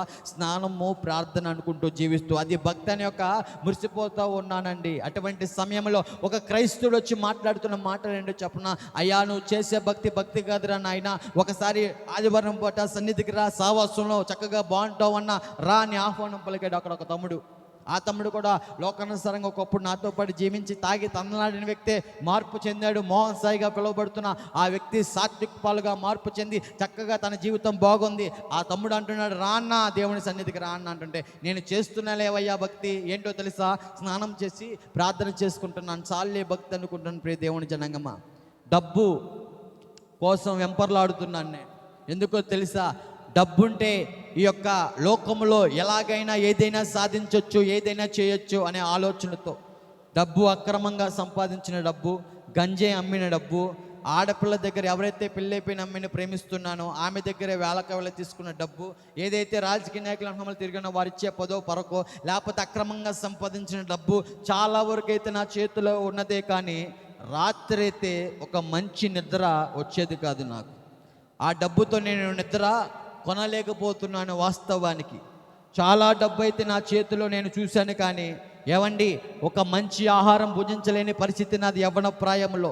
చాలా డబ్బు అయితే నా చేతిలో నేను చూస్తున్నాను, కానీ ఏవండి ఒక మంచి నిద్ర అనేది లేదు నా జీవితంలో. మరి ముఖ్యంగా చాలా డబ్బు చూశాను కానీ నా జీవితంలో, నా చేతిలో ఆనాడు నా హృదయంలో ఒక నెమ్మది, సమాధానం, ప్రశాంతత, తృప్తి అనేది నా జీవితం లేదు. ఎప్పుడొచ్చి ఏ పోలీసులు ఎత్తుకెళ్ళిపోతారో తెలియదు, ఎవరు కొడతారో తెలియదు. అటువంటి పరిస్థితుల్లో బిక్కుబిక్కుమనుకుంటూ ఉన్నాను. కానీ చేతిలో ఏముందని చెప్పాను? డబ్బు బోల్డ్ ఉంది, డబ్బు చాలా ఉంది, కానీ నా అక్కర్లో తీర్చట్లేదు. ధనము అక్కడికి రాదు కదండి, నాకు కావాల్సిన అక్కర తీర్చట్లేదనమాట. కానీ నాకు ధనాపేక్ష ఇంకా ఎక్కువైపోతుంది తెలుసా? స్నానం చేయడం, 2 నిమిషాలు ప్రార్థన చేయడం, మళ్ళీ పాపము చేయడం, ఇది నేను అలాగే కొనసాగుతూ ఉంటూ నేను భక్తి చేసేస్తున్నాను అనుకుంటున్నాను. దేవుడిని అడ్డు పెట్టుకొని 262 కేజీలు గంజే వేరే రాష్ట్రానికి నేను తరలించాను. పరిశుద్ధమైన గ్రంథం చేత పట్టుకొని ఏజెన్సీ ప్రాంతానికి బయలుదేరానండి. లాక్డౌన్ సమయంలో అందరూ కరోనా కర్ఫ్యూకి ఇంటికి పరిమితం అయిపోయి ప్రాణాలు గుప్పులు పెట్టుకొని భయపడుతూ బతుకుతుంటే ప్రతి ఒక్కరు ప్రపంచమంతా నేనేమో డబ్బు కోసం ప్రాకులాడుతున్నా. కళ్ళ ముందు కోట్లకు అధిపతి ఉన్నవారు ఎంతోమంది కరోనాకి బలైపోతా చనిపోతా ఉన్నారు. ఏ రూపాయి కూడా కోట్లున్నా కాపాడిందా? లేదు. ఆ గ్రహింపు అయితే నాకు రావట్లా. డబ్బు అని వెంపర్లాడుతున్నా నేను. ఆ యొక్క 262 కేజీల గంజాయి తరలించిన తర్వాత, చాలా డబ్బు నా చేతిలో పడిపోతున్న యొక్క ఆశ ఎక్కువైపోయిన తర్వాత, నేను పడింది ఎక్కడో కాదు, సికింద్రాబాద్ గాంధీ బస్ స్టాండ్లో. ఏవండి అడుక్కునేవారు రోడ్డు మీద పడుకొని ఉంటే ఆ అడుక్కునేవారు పక్కన పడుకునే స్థితికి వెళ్ళిపోయింది నా బ్రతుకు. డబ్బులు వచ్చేస్తే అనుకుంటే ఈ విధంగా ఆ యొక్క అక్రమైన పనుల్లో మోసం ఎదురవుతూ ఉంది. వాస్తవానికి ఛార్జీలు డబ్బులు లేక ఆ రోజు అడుక్కునే వ్యక్తిగా ప్రేరేలు నా చేతిలో ఉంది. బైబిల్ ప్రేరేలు పట్టుకొని వెళ్ళాను కదా, ప్రేరేలను ఎత్తిక రాసేసుకొని ఎంతసేపు పైన అలంకారనే మారుస్తున్నాను, కానీ హృదయం అంతా చాలా అంటే చాలా కపటముతోనే ఎవరిని ఏ విధంగా మోసం చేయలేక తలంపులతోనే నేను జీవిస్తున్న సమయం అది. ఏవండి ఆఖరికి ఒక అడుక్కునే వ్యక్తిగా అడుక్కుంటూ నపంసకుల దగ్గర ఛార్జీలు డబ్బులు ఇవ్వండి అంటున్నాను. ఎందుకంటే ఆ యొక్క బోర్డర్ దాటాలంటే కొంచెం డబ్బులు ఎక్కువ ఉండాలన్నమాట. లాక్డౌన్లో 2021 సంవత్సరంలో మే 10వ తారీఖు లాక్డౌన్ పడిపోయింది. ఒక అడుక్కునే వ్యక్తిగానే విజయవాడ ప్రాంతం వచ్చి ఎంతగానో ప్రేమించిన స్నేహితులు ఉన్నారు కదా, ఎంతగానో ఆదరించే రాజకీయ నాయకులు ఉన్నారు కదా, నాకు బోల్డ్ బలగం ఉంది, బలం ఉంది అనుకుంటూ వెంపర్లాడుతూ మనుషులు నాకు ఉన్నారు, ఏం జరిగినా వచ్చేస్తారులే, నేను అనేక మార్లు వారికి ఉపయోగపడ్డా కదా, నాకు అనేక మంది ఉపయోగపడతారే అనే ఒక ఆలోచనతో ఉన్న సమయంలో ఎంతగానో ప్రేమించే స్నేహితుల దగ్గరికి వెళ్తే వాళ్ళు అంటున్న మాట, నీవు అక్కర్లేదు మాకు అంటున్నారు. అరే అదేంట్రా, ఫ్రెండ్ ఫర్ ఎవర్ అన్నారు గారా, నా తల్లిదండ్రులు పాచి పని చేసుకోవడానికి వెళ్తుంటే నేను మిమ్మల్ని అందరిని గుంపేసుకొని ఇంట్లో కూర్చోపెట్టి తాగిచ్చగారా అనే ఆలోచనలు కలుగుతున్నాయి. ఫ్రెండ్స్ ఫర్ ఎవర్ అన్నారు గారా, కానీ రియాలిటీలోకి వస్తుంటానండి ఒక్కొక్కడి యొక్క నిజస్వరూపాలు కనపడుతూ ఉన్నాయి. అరే మీరందరూ తెలుగు మీడియం స్కూల్లో చదువుకుంటుంటే నేనేమో ఇంగ్లీష్ స్కూల్ ఆ మీడియం చదివేసి ఆ మానేసి మరి మీతో పాటు సహవాసం చేశాను గారా బాల్యదినాల నుంచి. ఒరే స్నేహితుడా అనే ఒక కలవరం నాలో ఎక్కువ. ఎందుకంటే ఆ రోజు స్నేహితులు ఎంత ప్రేమించానో నాకే తెలియదు. ప్రియ దేవుని జనాంగమా, స్నేహితులు వీపు చూపించారు. రాజకీయ నాయకులు ఉన్నారుగా, వాళ్ళు మనకు ఉపయోగపడతారులే అనుకుంటూ వెళ్తే బలమున్నంత వరకు బలంగా వాడుకున్న రాజకీయ నాయకులు బలహీనం అయిపోయిన తర్వాత ఏ ఒక్కడు కానరావట్లేదండి. ఆనాడు మాకు అర్థం కాల, వారిచ్చే పదో పరక పట్టుకొని అమ్మయ్య అబ్బా మా అన్నలు వారి జెండాలు మోసాం. కానీ వాస్తవానికి రియాలిటీలోకి వస్తే అక్కడికి వారు కూడా రాలా. ఆ సమయంలో సరే ప్రేమించిన వారు ఉన్నారు కాబట్టి వారి దగ్గరికి వెళ్దామని ఆ అమ్మాయి దగ్గరికి వెళ్ళాను. ఆమె అంటుంది, నాకు మా హస్బెండ్ ఉన్నారు, నువ్వు నాకు అక్కర్లేదు రాబా పోరా అంటున్నారు. వాస్తవానికి పెళ్ళి అయిపోయినామంటూ ఇటువంటి సావాసం లేఖనాల్లో ఒక బలమైన హెచ్చరిక ఉంటుందండి. ఏంటో తెలుసా? పరైవని భార్యని ఆశిస్తే ఆ మార్గం నిన్ను నాశనానికి దారి తీస్తుంది, జాగ్రత్త. ఏమండి ఆ మాట నాకు అనేక మార్లు వినపడుతున్న మనకు కాదులు అనుకుంటూ దులిపేసుకుంటూ ఎంజాయ్ చేస్తున్నాను అనుకుంటూ దేవుడిచ్చిన బలమంతా లోకానికి, పాపానికి, జారత్వానికి ఖర్చు పెడుతున్న సమయంలో ఆ తర్వాత ఎలా బలహీన అయిపోయినో తెలుసా? ఇలా కొడుతుంటే ఈ ఒక చెక్క సౌండ్ ఇలా వస్తుంది చూసారా, అలా వస్తుంది. ఇలా కొట్టుకుంటుంటే దవడలో రెండు దగ్గరికి అయిపోయి ఇంకా నా పరిస్థితి ఒక ఆఖరి క్షణాల్లాగా ఉన్నాయన్నమాట. ఎలాగో ఉందో తెలుసా? అందరూ వీపు చూపిస్తున్నారు కదా, నాకు నెమ్మది సమాధానం దొరికేది ఇటువంటి కలవరం ఉంటుండగా అందరూ నా స్నేహితులను తుణీకరిస్తున్నారు కదా, నాకు సమాధానం దొరికేది మత్తు పదార్థాలు అనుకుంటూ మళ్ళీ అదే మత్తు పదార్థాల దగ్గరికి నా అడుగులు ప్రాకులాడుతున్న సమయంలో ఏం జరుగుతున్నాయి తెలుసా? బలము లేదండి, చాలా బలహీనం అయిపోయి అప్పటికి రక్తం ఎలా మారిపోయిందంటే టాయిలెట్ పోస్తుంటే యూరిన్ నుంచి బ్లడ్ బయటపడుతూ ఉండేదన్నమాట. ఆ సెల్స్ అన్ని ఎలా పడుతూ ఉండేవంటే చాలా సన్న వ్యక్తిగా అయిపోతూ ఉన్నాను, చాలా పుల్ల మొక్కలు అయిపోతూ ఉన్నాను. ఆ సమయంలో తల్లిదండ్రులు వారి గుండెలు బాదుకుంటూ మాట్లాడుతున్నారు, ఏరారే నీ స్నేహితులు అన్నావు ఎవడొచ్చాడు ఇప్పుడు, రాజకీయ నాయకులను మళ్ళీ పాకులాడు ఎవడొచ్చాడు ఇప్పుడు, ఏ ఒక్కడో రాలేదయ్యా సాయి అనుకుంటూ వారు మాట్లాడుతున్నారు. కోపం వచ్చేస్తుంది నాకు, ఎవరి మీద చూపించాలో అర్థం కాక తల్లిదండ్రుల మీద కోపం చూపిస్తున్నానండి. ఒకరోజు డ్రగ్స్ ఎక్కువైపోయి ఆ వేదన కలవరం ఎక్కువైపోయి ఇలా పెద్ద పెద్ద కళ్ళు పెట్టి ఇంట్లో వాళ్ళందరినీ చూస్తూ మాట్లాడుతున్నాను, నా యొక్క జీవితం ముగిసిపోతుంది అనుకుంటా, హృదయం అంతా భారంగా ఉందమ్మా, పిచ్చి ఆలోచనలు వస్తున్నాయి, ఈ లోకపురం విఫలమైపోయింది కాబట్టి వెళ్ళి లేకపోతే చంపేసే నాకు ఆలోచనలు తలంపులు వస్తున్నాయి, నా వల్ల కావట్లేదు అని మా అమ్మగారితో పంచుకుంటుంటే మా అమ్మగారు బాధపడుతూ అంటున్నారు, అయ్యా నా మెడలో ఉన్న మంగళసూత్రం ఇంకో నీకు ఇచ్చేస్తా, వెళ్ళి హాస్పిటల్కి వెళ్ళరా, నేను ఇలా చూడలేకపోతున్నామని ఆమె దగ్గర ఏదైతే ఇంకా మిగిలిందో అదే నేను తీసుకువెళ్తున్నానండి. ఏమండి ఆ రోజు మా తండ్రి గారు బతుకున్నా సరే తన మంగళసూత్రం ఇచ్చేయడానికి కూడా సిద్ధమైపోతా వచ్చారు. అంత ప్రేమిస్తున్న తల్లి ప్రేమ అనేది వారికి ఆడుతున్న కన్నీరుని అర్థం కావట్లేదు. కానీ ప్రేమించిన అమ్మాయి కోసమే పాకులాట, ప్రేమించిన స్నేహితుల కోసమే పాకులాట, నా కోసం ఎంతగానో కన్నీరు కాడుతున్న తల్లిదండ్రులు ప్రేమను గ్రహించలేని ఒక గుడ్డి వ్యక్తిగా ఆ సమయంలో నేను జీవిస్తున్న సమయంలో ఆ రాత్రి నిద్ర పట్టలేదు. 2 రోజులు పిచ్చి పట్టినోళ్ళగా కళ్ళు మూసుకుంటే కళ్ళు తెరుస్తుంటే పిచ్చి తలంపులు, హృదయము ఎంతగా బరువు ఎక్కువైపోయిందంటే నా పరిస్థితి ఒక్క ముక్కలో చెప్పాలంటే ఒక ఉరిశిక్ష పడే ఖైదీకి రేపు పొద్దున్న 5ంటికి చనిపోతాడు అనగానే ఈరోజు బాగా నైట్ అంటే నిద్ర వచ్చిందంటారా ఆ వ్యక్తికి? ఏమండి నిద్ర వచ్చిందంటారా? నిద్ర రాదు, కలవరంతో కొట్టుమిట్లాడుతూ హృదయం అంతా తన యొక్క హార్ట్ బీట్ ఎంత ఫాస్ట్గా కొట్టుకుంటుందంటే కొన్ని గంటల్లో నేను చచ్చిపోతున్నాను యొక్క వేదన, భయము ఎంతగానో ఆ బిడ్డకి నిద్ర అనేది ఉండదు. అటువంటి స్వభావం నా జీవితంలో ఆ రోజున ఎదురు చూస్తున్నాను. స్నేహితులందరూ లేరు, వేల మంది స్నేహితులు లేరు, ఏ ఒక్కరూ అక్కడికి రాలేదు, తల్లిదండ్రులు కూడా సాధుపరచలేకపోతున్నారు. ఆ సమయంలో నా బతుకు ఎలాగుందంటే ప్రియ దేవుని జనాంగమా, కొద్ది క్షణాల్లో నా జీవితం ముగిసిపోతుంది అనే తలంపులు నాకు అర్థమైపోతున్నాయి. బాత్రూంలోకి వెళ్ళిపోయి నా దవల మీద నేను కొట్టుకుంటూ ఏవండి నా శరీరాన్ని నేను గాయపరుచుకుంటూ ఏవండి ఆ సమయంలో ఇంకా నా జీవితం ముగిసిపోయిందని తలంపుతో ఇలా చూస్తూ ఉంటున్న సమయంలో ఏవండి ఆ సమయంలో నేను అనుకున్నాను, వాస్తవానికి ఇదే నా ఆఖరి రోజు అనుకున్న సమయంలో అందరూ తుణీకరించిన తర్వాత ఒకే ఒక్కరు వచ్చారు నా జీవితంలోనికి. ఆయన పేరే నజరేయుడైన యేసుక్రీస్తు. ఆయన ఒక క్రైస్తవులను పంపించి నా దగ్గరికి వచ్చారు. ఆ రోజు క్రైస్తవురాలు మాట్లాడుతున్నారు, ఏమన్నా తెలుసా? వెళ్ళి ఏం చేయి, నువ్వు ప్రార్థన చేసుకొని ఉన్న పరిస్థితి ఆయన తప్ప, యేసు ప్రభు వారు తప్ప ఏ ఒక్కరు కూడా నీ స్థితిగతి బాగు చేయలేరు. ఆయన నమ్మదగిన సహాయకుడై ఉన్నాడు బాబు. దయచేసి ప్రార్థన చేసుకొని ఆ యొక్క క్రైస్తవురాలు నాతో పడుచుకుంటున్నారు మాటలు. ఏమనంటే ప్రార్థన చేసుకొని మాట్లాడుతున్నారు ఆమె మా అమ్మ కడుపులో మొదటగా బయటకు వచ్చిన మా పెద్ద అక్క దుర్గాదేవి గారుగా పిలువబడుతున్న వారు. ఆమె యేసు ప్రభు వారు నమ్మి బాప్తిసం పొందుకున్న వ్యక్తి. ఆమె అంటున్నారు, వెళ్ళి ప్రార్థన చేసుకో. ఆ సమయంలో గోడ తట్టు తిరిగి ప్రార్థన చేస్తున్న సమయంలోనండి నాలో ఉన్న ఏవైతే అప్పటి వరకు చేసిన ఆ తప్పిదములు, అతిక్రమములు, దేవునికి విరుద్ధంగా ఏ రకంగా అయితే జీవించానో ఆ కార్యక్రమాలు ఏమైతే ఉన్నాయో ప్రతిదీ నాకు జ్ఞాపకం వస్తూ ఉండగా ప్రతి ఒక్క అతిక్రమాన్ని ఒప్పుకుంటూ చేసిన తప్పిదములన్నీ ఆ గోడతోటి తిరిగి ఒప్పుకుంటున్న సమయంలో మెల్లగా కంట్లోంచి నీళ్ళు వస్తున్నాయి. ఏమైతే నాలో పనిచేస్తున్న ఇలుబడి చేస్తున్న పాపరోగం ఏలుందో ప్రతిదీ నేను ఒప్పుకుంటూ, అయ్యా నా బతుకును మార్చి ప్రభు అనుకుంటూ నేను ఆ రోజు అడుగుతుండగా కంట్లోంచి మెల్లగా నీళ్ళు వస్తున్న సమయంలో ఆఖరిగా యేసు నామములో ఇక ప్రార్థన అడిగి వేడుకుంటున్నాము తండ్రి, ఆమేన్ అనడంతోనే హృదయం అంతా ఒక్కసారిగా తేలికైపోవడం నేను గమనిస్తూ వచ్చాను. ప్రతి దేవుని జనం ఎంత తేలికైపోయిందంటే వర్ణించలేనమాట ఆ తేలిక అనుభవం. ఆ అనుభవం నాకు గంజాయిలతో కేజీలతో సావాసం చేశారు, కానీ ఆ గంజాయిలో నాకు ఎప్పుడు ఇటువంటి అనుభవం ఆ రోజు నాకు ఎదురైన అనుభవం మత్తు పదార్థాల్లో ఎక్కడ ఎదురవ్వలేదండి. ఆ రోజు హృదయం అంతా ఒక రకమైన తేలిక సమాధానంతో నింపబడుతున్న సమయము మందు ప్రాంతాలు, వైన్ షాపులు, బారు షాపుల వైపు తిరిగాను, కానీ అటువంటి అనుభవం నా జీవితంలో మందులో నేను రుచి చూడలేదు.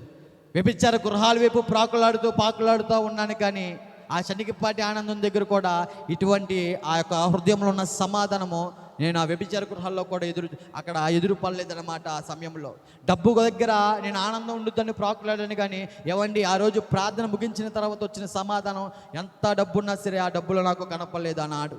ఏమండి డాంబికమైన జీవితం, గొప్పల దగ్గర పొంగిపోతున్నా, వెనక మళ్ళీ బలగం ఉందనుకోండి రెచ్చిపోతున్న సమయంలో కూడా నాకు అటువంటి అనుభవం నాకు ఎదురవ్వలేదు. హృదయం అంతా తేలికైపోతూ ఉంది. నాలో పుడుతున్న ఆలోచనలు ఏంటో తెలుసా? దేవుడు నాలాంటి పాపిష్టి వాడి ప్రార్థన ఆలకించాడా? దేవుడు నాకు సహాయం చేస్తున్నాడా? దేవుని మందిరానికి వెళ్ళి మూలలో కూర్చొని ఆలోచిస్తున్నాను. ఏమన్నా తెలుసా, నా హృదయం ఎంత తేలికైపోయింది ఏంటి, ఎక్కడ నేను ఇటువంటి రుచి ఎక్కడ చూడలేదే.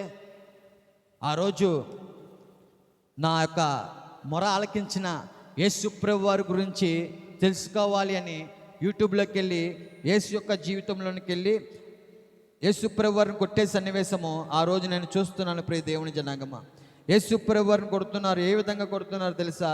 ఆ శరీరం అంతా ఎంతగానో రక్కబడుతుంది, దున్నబడుతుంది. ఆ సన్నివేశాలన్నీ చూస్తూ అయ్యి బాబు యేసు ప్రభు వారిని ఈ విధంగా కొడుతున్నారంటే ఏ ఒక్కరిని ఈ విధంగా కొట్టడం నేను ఎక్కడా చూడలేదు నా జీవితంలో అనుకుంటూ నా తలంపులతో ఆ విధంగా ఉంటుండగా దేవుని మందిరంలో కూర్చొని ఆలోచిస్తుంటే యేసు ప్రభు వారి జీవిత చరిత్ర గురించి చెప్తున్నారు. ఆ రోజు యేసు ప్రభు వారి గురించి, ప్రేమ గురించి వర్ణిస్తున్నారు. ఆ రోజు అయ్యా ఈ లోక ప్రేమ ఏమో నిన్ను చావు లేకపోతే చంపు అంటుంది, కానీ యేసు ప్రభు వారు నీ గురించి మరణించారు. ఆ విషయం నీకు తెలుసా?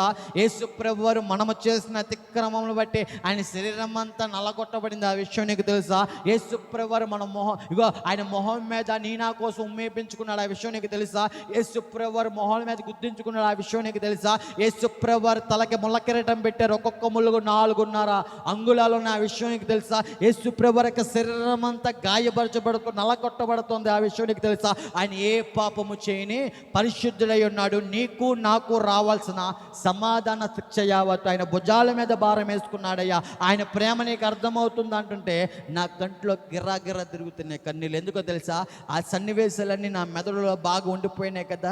యేసు ప్రభు వారిని ఈ విధంగా కొట్టారు. నాకు ఆలోచన ఎక్కువైపోతుంది. నాకు పాపులను రక్షించడానికి వచ్చాడయ్యా. నువ్వు అనుకున్నట్టు మతాలు మార్చడానికి రాలేదు. నశించిపోతున్న దాన్ని వెతికి రక్షించడానికి వచ్చాడయ్యా బాబు. నశించిపోతున్న ఓ మనిషి, నీ జీవితమే పాడైపోతుంది కదా, నీ జీవితాన్ని బాగు చేయడానికి యేసు ప్రభు వారు వచ్చారు అనే మాటలు వినపడుతుంటే నాలో పశ్చాత్తాపం కలుగుతుంది. ఎందుకో తెలుసా? నేను అప్పటి వరకు చేసిన అతిక్రమం ఏమైతే ఉన్నాయో ప్రతి దేవుని జనాంగమా, ఏ విధంగా అయితే నా శరీరాన్ని అపవిత్రం చేసుకున్నానో, ఏ విధంగా అయితే వ్యభిచార గృహాల వైపు తిరిగానో, నాలాంటి వేష్య కోసం యేసు ప్రభు వారు మరణించాడా? నాలాంటి వేషధారులు భక్తి చేసేవాడి కోసం యేసుప్రభు వారు మరణించారా అనే ఏడుపు నాలో కలుగుతుంది. ఎందుకో తెలుసా? ఒక్కొక్క దెబ్బ కొడుతుంటే ఆ సన్నివేశం నేను చూడలేకపోతున్నాను ప్రియ దేవుని జనగమ. ఆ తర్వాత ఎవరైతే యేసుప్రభు వారిలాగా నటించారో, ఆ యొక్క క్యారెక్టర్ చేస్తున్నారో, ఆయన జీవితాన్ని నేను చూస్తున్నాను, ఆయన సాక్ష్యాన్ని నేను చూస్తున్నాను. యేసుప్రభు వారిని కొడుతుంటే ఆ సన్నివేశం అంతా క్లియర్ కట్గా జనులందరికీ అర్థమవ్వాలని ఆ డైరెక్టర్ గారు ఒక డూప్లికేట్ చర్మం మీద వేసి ఆ డూప్లికేట్ చర్మంలో డూప్లికేట్ రక్తం పెట్టారు. ప్రతి సన్నివేశం ఆనాడు రోమా చక్రవర్తులు ఆ యొక్క పరిపాలనలో ప్రతి ఒక్క కొరడా దెబ్బలు ఎలా ఉంటాయంటే ఇనపై ముళ్ళు ఉంటాయి. ఒక దెబ్బ కొట్టంగానే ఈపి మీద 16 చోట్ల ఆ యొక్క దెబ్బలో ఆ రక్తం బయటపడుతూ ఉంటుంది అన్నమాట. అటువంటి దెబ్బలు తగులుతూ ఉంటుండగా ఒక దెబ్బ గట్టి కొట్టంగానే ఎవరైతే నటించున్నారో యేసుప్రభు వారిలాగా ఆ యొక్క డూప్లికేట్ చర్మం నుంచి నిజమైన చర్మంలోకి వెళ్ళిపోయి ఒక దెబ్బకి హాస్పిటల్ బెడ్ మీద ఆ వ్యక్తి మాట్లాడుతున్న మాటలను ఆశ్చర్యపరిచి ఏమని తెలుసా? నేను డూప్లికేట్ చర్మం వేసుకొని ఒక్క దెబ్బకే హాస్పిటల్ బెడ్ మీద ఉంటే యేసుప్రభు వారు ఎటువంటి డూప్లికేట్ చర్మం వేసుకోకుండా ఆనాడు మనుషులు చేసిన అతిక్రమణ కోసం ఆ విధంగా త్యాగమయ్యారా అండి? అయ్యా, యేసుప్రభు వారి ప్రేమ ఎంత గొప్పది అని ఆ మాటలు మాట్లాడుతుంటే నాలో కంట్లోంచి నీళ్లు తిరుగుతుంది. ఎందుకో తెలుసా? నాలాంటి పాపిష్టివాడి కోసం ఎంతగా యేసుప్రభు వారు బలయ్యారు. ఆయన గొప్పతనాన్ని, ఆయన రాజ్యాన్ని విడిచిపెట్టి ఈ లోకానికి రిక్తుడిగా నేలమట్టానికి తగ్గించుకున్న దేవుడా, నేనేమో గొప్పల కోసం, అధికారం కోసం పొంగిపోతున్నానే, అధికారం రాకపోయినా సరే రెచ్చిపోతున్నానే, అంతా నాదని విర్రవెగుతూ అహంకారంతో జీవిస్తూ ఉన్నానే అని ఆలోచనతో ఉంటున్నప్పుడు మా ఆత్మీయ తల్లి గారు నాతో మాట్లాడడం ప్రారంభిస్తున్నారు. బాబు, నీ ఉన్న పరిస్థితుల్లో అందరూ మనుషుల వైపు వెంపర్లాడుతూ, రాజకీయ నాయకులాడుతూ వెంపర్లాడుతూ ఉన్నావు, కానీ ఏ ఒక్కరూ అక్కడికి రాలేదయ్యా. నీ ఉన్న స్థితిలో, నీవు దిక్కులేని స్థితిలో ఉన్నప్పుడు అయ్యా, దేవుడు ఎవరో తెలుసా? దిక్కులేని దరిద్రుల ప్రార్థన ఆలకించేవాడై ఉన్నాడు బాబు. నీ మొర ఆలకించి నీకు సమాధానం దయచేసి ఉన్నాడు. ఎక్కడైనా హృదయపూర్వకంగా దేవుని తట్టి తిరిగి బాబు. యేసుప్రభు వారంటే నువ్వు అనుకున్నట్టు తెల్లవాళ్ళ దేవుడు కాదు నాయన. ఆయనకి పక్షపాతం లేదు. ఆయన దగ్గరికి వచ్చిన వారిని త్రోసివేసే దేవుడు కాదు. ఆయన ప్రేమ ఎంత గొప్పదో తెలుసా అని మాట్లాడుతుంటే నిజమేనమ్మా, నాకు అర్థమవుతుంది. దేవుడు నాలాంటి పాపిష్టివాడి కోసం మరణించడం నాకు అర్థమవుతుంది. నాకు ఏడుపు వస్తుంది, నాకేం చేయాలి అర్థం కావట్లా. ఒకప్పుడు ఈ ఏడుపు అనేది నాకు తెలియదమ్మా. ఎవరైనా చర్చలో ఏడుస్తూ ఉంటుంటే వాళ్ళు ఏమైనా కంటికి జెండుబాం రాసుకొని ఏడుస్తున్నారా అని ఎక్కిరించిన స్వభావం నాది. ఒకప్పుడు ఎవరైనా పరిశుద్ధాత్మలో పరవశిష్టిపోతూ దేవుడి సన్నిధిలో కనబడుతూ ఉంటుంటే వారికి ఏమైనా దెయ్యం పట్టిందా అని ఎక్కిరించిన స్వభావం అండి నాది అని అంటుంటే అప్పుడు మా ఆత్మీయ తల్లి గారు అన్నారు, మనుషులతో సావాసం చేసినావు కదా, దేవుని యొక్క శక్తి నువ్వు అనుభవించాలంటే ఏకాంతముగా దేవునితో సావాసం చేయడం మొదలుపెట్టు. రహస్యమందు ఆయనతో సావాసం చేయడం మొదలుపెట్టు. ఆయన అతి సమీపంగా ఉండే దేవుడు, ఆయన సజీవుడైన దేవుడై ఉన్నాడు. ఆయనతో సావాసం చేయి. ఆయన మాటలు ధ్యానించు. జీవంగల మాటలు చీకటి బతుకులో నీ జీవితాన్ని వెలిగిస్తాయి. ఆయనతో సావాసం చేయి. మనుషులతో ప్రాకులాడవుగా, మనుషుల్ని ప్రేమించవుగా, దేవుణ్ణి ప్రేమించడం మొదలు పెడతావా? దేవుణ్ణి ప్రేమించడం అంటే ఆయన ఆజ్ఞల్ని గైకొన్నట్టు ఆయన నువ్వు ప్రేమించుట చేస్తావా? ఈ పని అవదా? ప్రార్థన రాదా? వాక్యం చదవడం రాదా? మళ్ళీ దేవుని పాదాలు పట్టుకొని ప్రభువా ప్రతిదీ నాకు నేర్పించు ప్రభువా అని అడుగు నాన్న అని మా ఆత్మీయ తల్లి నేర్పించారు. ప్రియ దేవుని జనాంగమా, నేను గంజే తాగే ప్లేస్ ఒకటి ఉండేది నాకు, మా స్నేహితులకి మాకు. ఎవరికి పోలీసులకి దొరకం. ఎందుకంటే మా స్థావరాలు ఎల్లప్పుడూ కొండల్లోనూ సమాధి మధ్యలోనూ ఉంటాయన్నమాట. సమాధుల మధ్యలో సంచారం చేస్తూ, సమాధుల్లోనే నైట్ పూట గడుపుతూ, సమాధుల్లోనే తాగుతూ తందనాడుతూ అక్కడే జీవించే స్థావరాలు మాకున్నాయి. అదే స్థావరాలు, ఒక స్థావరము కొండగట్టు ఒకటి ఉంది మాకు. ఆ కొండగట్టు మీద ఎల్లప్పుడూ గంజే సేవించే ఆ యొక్క ప్రాంతం ఏదైతే ఉందో అదే ప్రాంతంలో బైబిల్ పట్టుకునే విధంగా దేవుడు ఆ ప్రాంతంలో వాక్యము రాసే విధంగా చేశారు. ఏ ప్రాంతంలో అయితే చెడి ఉన్నానో, ఏ ప్రాంతంలో అయితే స్నేహితులతో పాడైపోయి ఉన్న ఈ శరీరాన్ని ఈసారి నా కోసం మరణించిన నిజ స్నేహితుడైన దేవునితో సావాసం చేయడం మొదలవుతుంది. ప్రియ దేవుని జనాంగమా, వాక్యము ప్రార్థన ఏమైతే దేవుని మాటలు దైవజనుల ద్వారా మాట్లాడుతున్నారో, హృదయానికి తాగుతున్న మాటలన్నీ ఆ కొండగట్టు మీద, రాళ్ళ మీద రాసుకొని ఏకాంతంగా ప్రార్థన చేయడం జరుగుతుంది. నేను చేసే పనులు రెండే. ఒకటి మోకాళ్ళ ప్రార్థన ఆ రాళ్ళ మీద, రెండు దేవుని యొక్క మాట ధ్యానించడం. మాటలు చదువుతున్నప్పుడు నా అంతరంగంలో నేను చేసిన పాపక్రియలు, నేను ఒక పాపిష్టి వ్యక్తి, నేను ఒక గ్రహింపు దేవుడు కలుగజేస్తూ వచ్చాడు. ఆ కొండగట్టు మీద ఎంత ఏడ్చానో నాకే తెలియదు. ప్రియ దేవుని జనాంగమా, మనుషులందరూ అంటున్నారు ఈ విధంగా, వీడికి పచ్చి పట్టినట్టుంది, ఒక్కడే వెళ్ళి ఆ కొండ మీద గడుపుతున్నారు అని మాట్లాడుతున్నారు. మా ఆత్మీయ తల్లి గారు మాత్రం చెప్పారు, ఏమని తెలుసా? నమ్ముటి నీ వల్లైతే నమ్మువానికి సమస్తము సాధ్యమే. నమ్ము, హృదయపూర్వకంగా నువ్వు అద్భుతమైన కార్యం నువ్వు జీవితంలో చూస్తావు. నీ వ్యసనాల నుంచి నువ్వు బయటికి రాలేకపోతున్నావు, నీ పరిస్థితుల నుంచి నువ్వు బయటికి రాలేకపోతున్నావు, నీ భారం నుంచి నువ్వు బయటికి రాలేకపోతున్నావు. నీ భారం నువ్వు మోయకుండా, ఇదిగో నీ భారం మోస్తాన్న దేవునితో సావాసం చేస్తే ఆయన సమస్తాన్ని బాగు చేయగల దేవుడు బాబు. అప్పుడు దైవజనుల ద్వారా దేవుడు మాట్లాడుతున్నారు, ఏమని తెలుసా? నీవు గోడ దొరికి తిరిగి చేసావు కదా ప్రార్థన, ఆ ప్రార్థన నేను ఆలకించాను. నీవు కన్నీళ్లు కార్చున్నావే, ఆ కన్నీళ్లు నేను చూచి ఉన్నాను.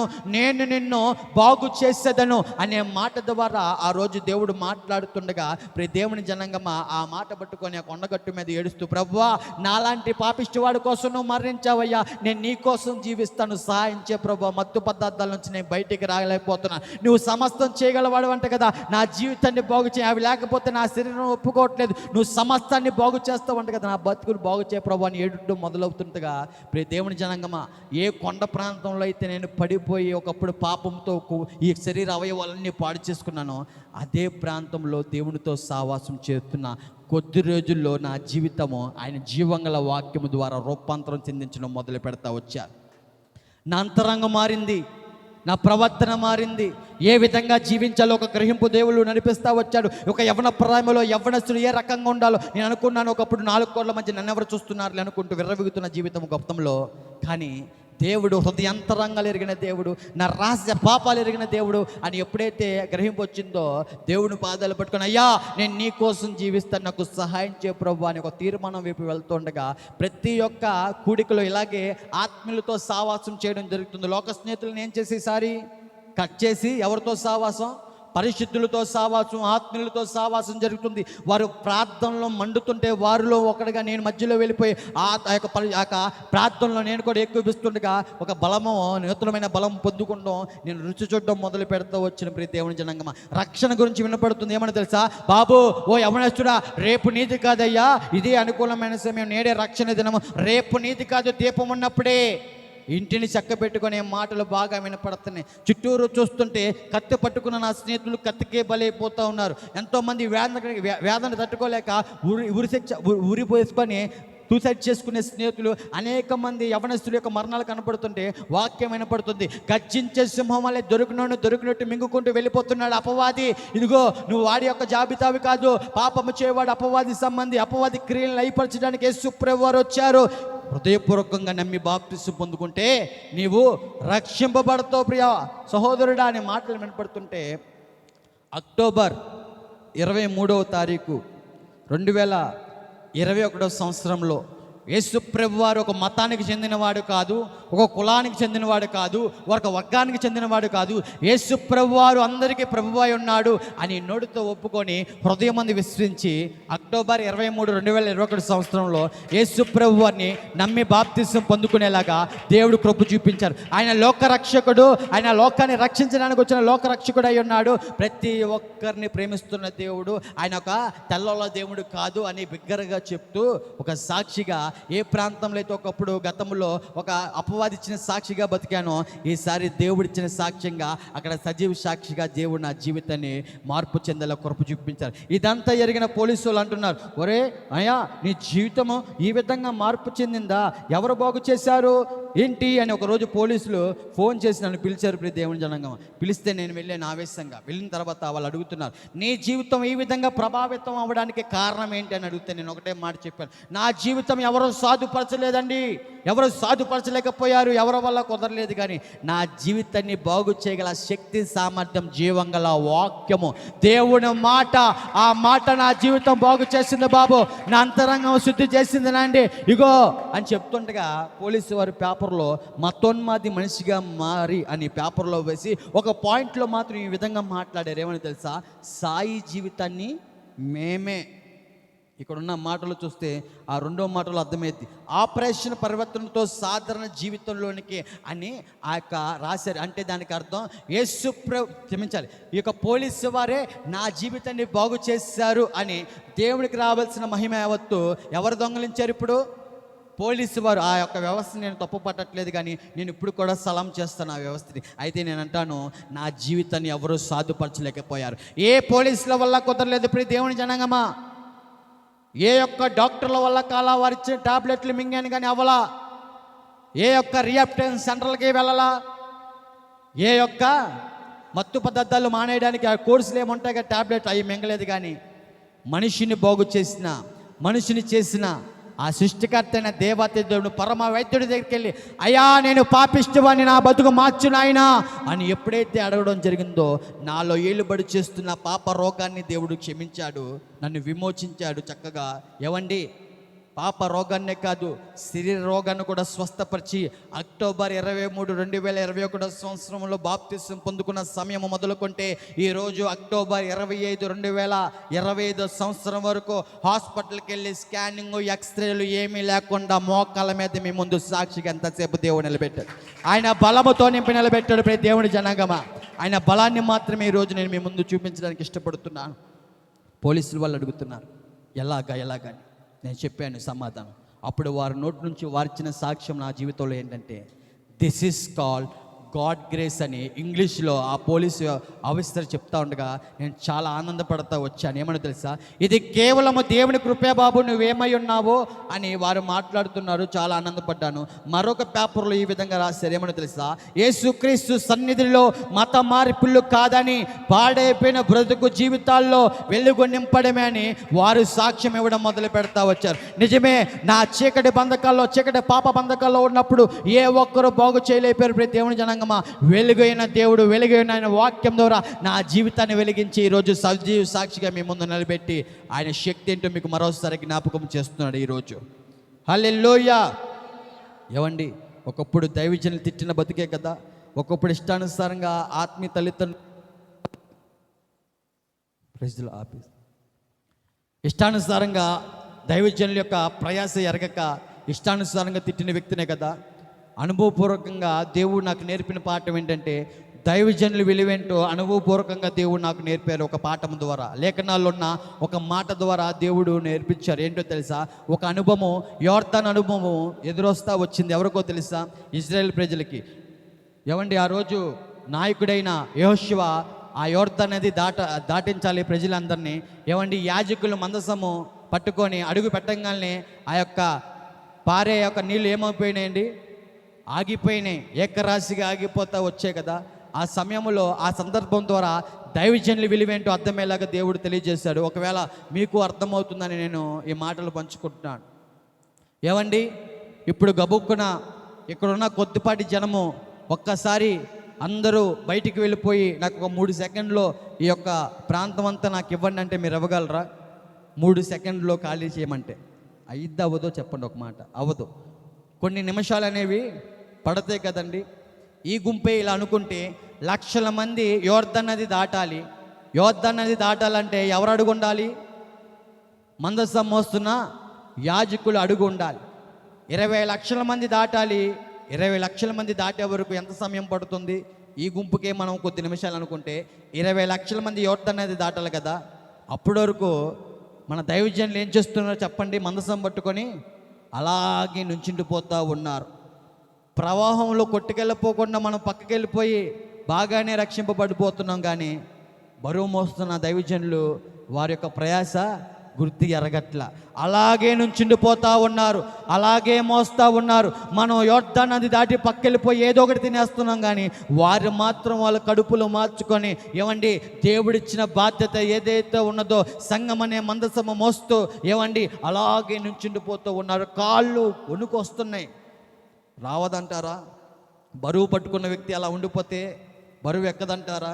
ఏమండి, మన చేతులు ఉన్న బైబిలే ఉదాహరణ. బరువు లేదు ఇప్పుడు నాకు, కానీ ఇలాగ పట్టుకున్నప్పుడు కొద్ది సెకండ్లో ఏమవుతుంది? నాకు బరువు ఎక్కుతుంది కదా.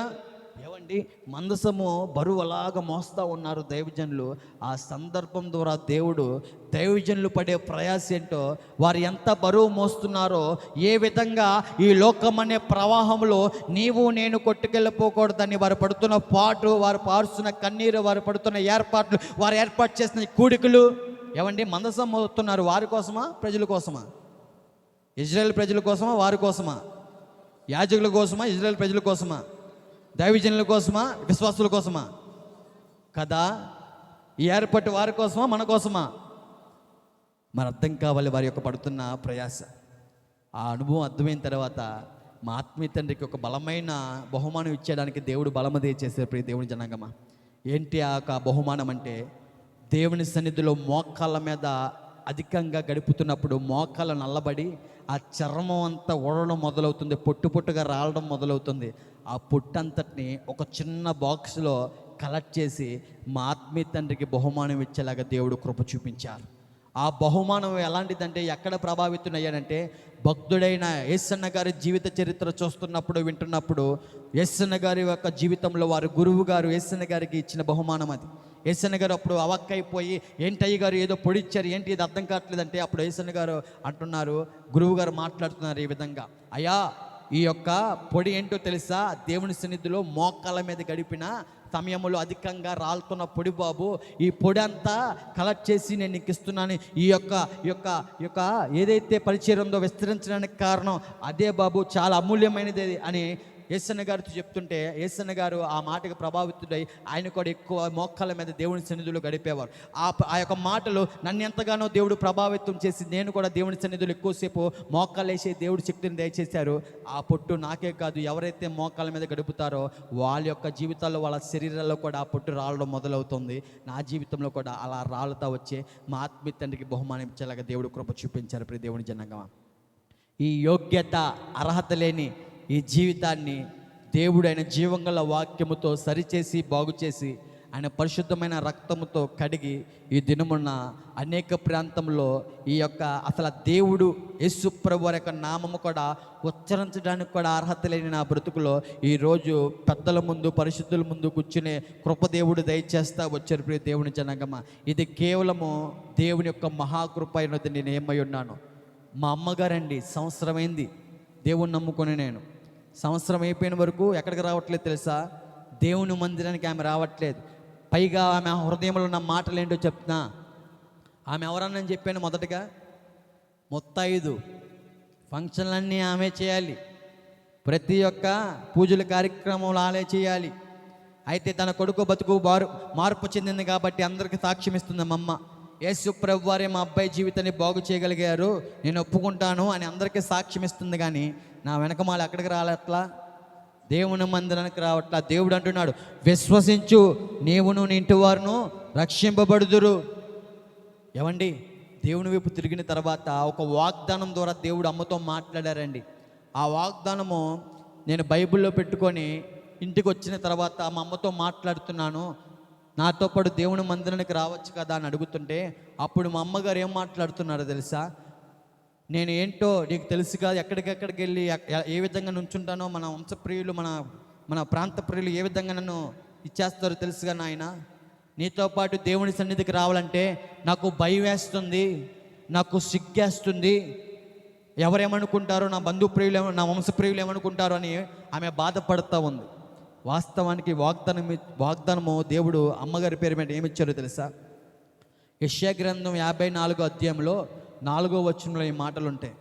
నేను అన్నాను, అమ్మ దేవుని సన్నిధికి రా అంటే ఆమె బాధ అంతా చెప్పిందండి.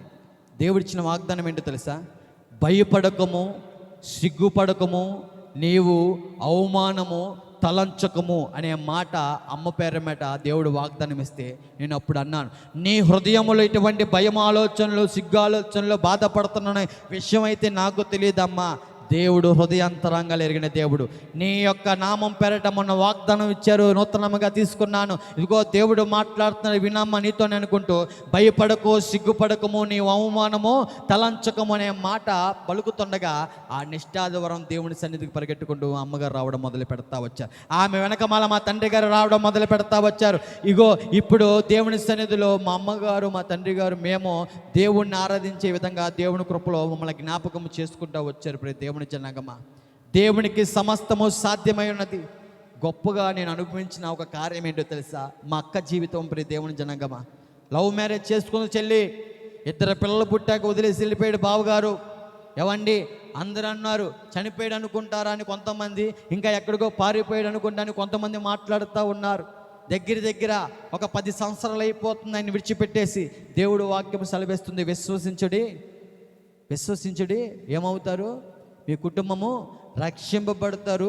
నువ్వు విశ్వాసంతో ప్రార్థన చేస్తే ఇక్కడ కొండ అక్కడ పనమన్నా పడుతుంది. విశ్వసించు అనే మాటలు ఎక్కువగా వినపడుతూ ఉండగా ప్రతి ఒక్క ప్రార్థనలోనూ మా అక్క గురించి చిన్న విజ్ఞాపన చేస్తున్నాను. నేను భక్తిపరుణ్ణని ఈ మాట నేను పలకట్లేదు, కానీ ఆ ప్రార్థన విన్న దేవుడు ఎంత శక్తిమంతుడో మీకు చెప్పాలని ఇష్టపడుతున్నాను ఈరోజు. ఏవండి, ఒకరోజు మా అమ్మగారు చైర్లో కూర్చొని రోజువారు ఏ విధంగా అయితే ఆమె ఉంటుందో అదే విధంగా కూర్చొని ఆలోచనలో పడుతూ ఉండగా, ఒక దినమున మా బావగారు ఎవరైతే చచ్చిపోయారని మేము అనుకున్నామో మా చిన్నక్కలు, ఆయన 10 సంవత్సరాల తర్వాత మా అమ్మ దగ్గరికి వచ్చి కాళ్ళ మీద పడి, మీ యొక్క పిల్లల్ని నేను ఏలుకుంటాను, నన్ను క్షమించండి, నేను తప్పు చేశానని ఈరోజు వాళ్ళిద్దరూ హ్యాపీగా ఉండేలాగా దేవుడు కృప చూపించారు. ఏమండి, ఇటువంటి కార్యక్రమాలు ఇంకా అనేకంగా దేవుడు చేస్తూ వచ్చారు నా జీవితంలో. వాస్తవానికి చెప్పాను కదా, నేనైతే అర్హుడు కాదు.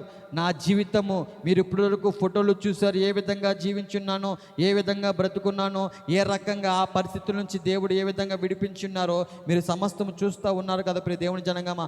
ఒకప్పుడు నేను ఆడపిల్లలతో తిరుగుతుంటే ఇదంతా ఎంజాయ్మెంట్లు అనుకున్నాను. ఒకప్పుడు ర్యాష్ డ్రైవింగ్ చేస్తూ ఉంటుంటే ఇదంతా ఎంజాయ్మెంట్ అనుకుంటూ విర్రగుతూ ఉన్నాను. కానీ ఒక మనిషిని ఏ విధంగా బాధ పెడుతున్నానో వాక్యము చదువుతున్నప్పుడు అర్థమవుతుంది ప్రియ దేవుని జనాంగమా. వాక్యము చదువుతుండగా మనం ఏ విధంగా జీవించాలో, మన పాదములకు దీపము వాక్యం అన్నది కాబట్టి నడుస్తూ ఉన్నప్పుడు త్రోవకు వెలుగుగా దేవుడు ప్రతిదీ నేర్పిస్తా ఆయన పరిశుద్ధాత్మ దేవుడు నేర్పరా ఈరోజు ఈ విధంగా ఆ పనికిలాంటి జీవితాన్ని ఈ విధంగా మార్చి మలచి ఆ మారాలంటే చేదైన జీవితాల అనుభవాల నుంచి మధురముగా మార్చి ఈరోజు మీ ముందు నిలబెట్టిన కారణము, అటువంటి పాపిష్టి జీవితాన్ని మలచిన నేను నీ జీవితాన్ని కూడా బాగు చేయగలను, నీ కుటుంబంలో ఉన్న జీవితాన్ని కూడా బాగు చేయగలను, అంత సత్తా నాకు ఉందని దేవుడి సాక్ష్యం ద్వారా దేవుడితో మాట్లాడుతున్నారు ప్రియ దేవుని జనాంగమా. నువ్వు అనుకుంటున్నావు కదా, మా కొడుకు ఏ విధంగా ఉన్నాడు, మా యొక్క భర్త ఏ విధంగా ఉన్నాడు, మా పిల్లలు ఏ విధంగా ఉన్నారని నువ్వు అనుకుంటున్నావు. మా అమ్మమ్మ గారు కూడా ఎంతగానో బాధపడుతూ ప్రార్థన చేస్తూ ఉన్నారు. ఏమండి, ఆమె ప్రార్థన వృధాగా పోలా ప్రియ దేవుని జనాంగమా. ఆ ప్రార్థన ఆలకించిన సజీవుడు ఈరోజు ఈ విధంగా ఆమె చేసిన ప్రార్థనకి ప్రతిఫలం ఇచ్చి మీ ముందు సాక్షిగా ఈ విధంగా మోకాల మీద చెప్పే కృప దయచేశాడు దేవుడు. పొద్దున కూడా మా అమ్మమ్మ గారు ఎంతో బాధపడుతున్నారే, నువ్వు అసలు మాకు దొరకవు అనుకున్నాం అయ్యా, మేము మా కళ్ళ ముందు ఈ విధంగా నువ్వు ఉంటావని మేము ఊహించలేదు. దేవుడు గొప్ప కార్యము నీ జీవితంలో చేశాడు. కృతజ్ఞత కలిగి ఆఖరి శ్వాస వరకు నమ్మకంగా జీవించని ధైర్యపు మాటలు కొన్ని మా ఆత్మీయ తల్లి మా యొక్క అమ్మమ్మ గారు చెప్పడం మొదలు పెడతా వచ్చారు. ప్రియ దేవుని జనాంగమా, ఇప్పటివరకు సాక్ష్యం విన్నారు కదా మీరు. ఈ సాక్ష్యం ద్వారా దేవుడు మీ హృదయాన్ని తట్టి ఉన్నారని ఖచ్చితంగా నేను నమ్ముచున్నాను.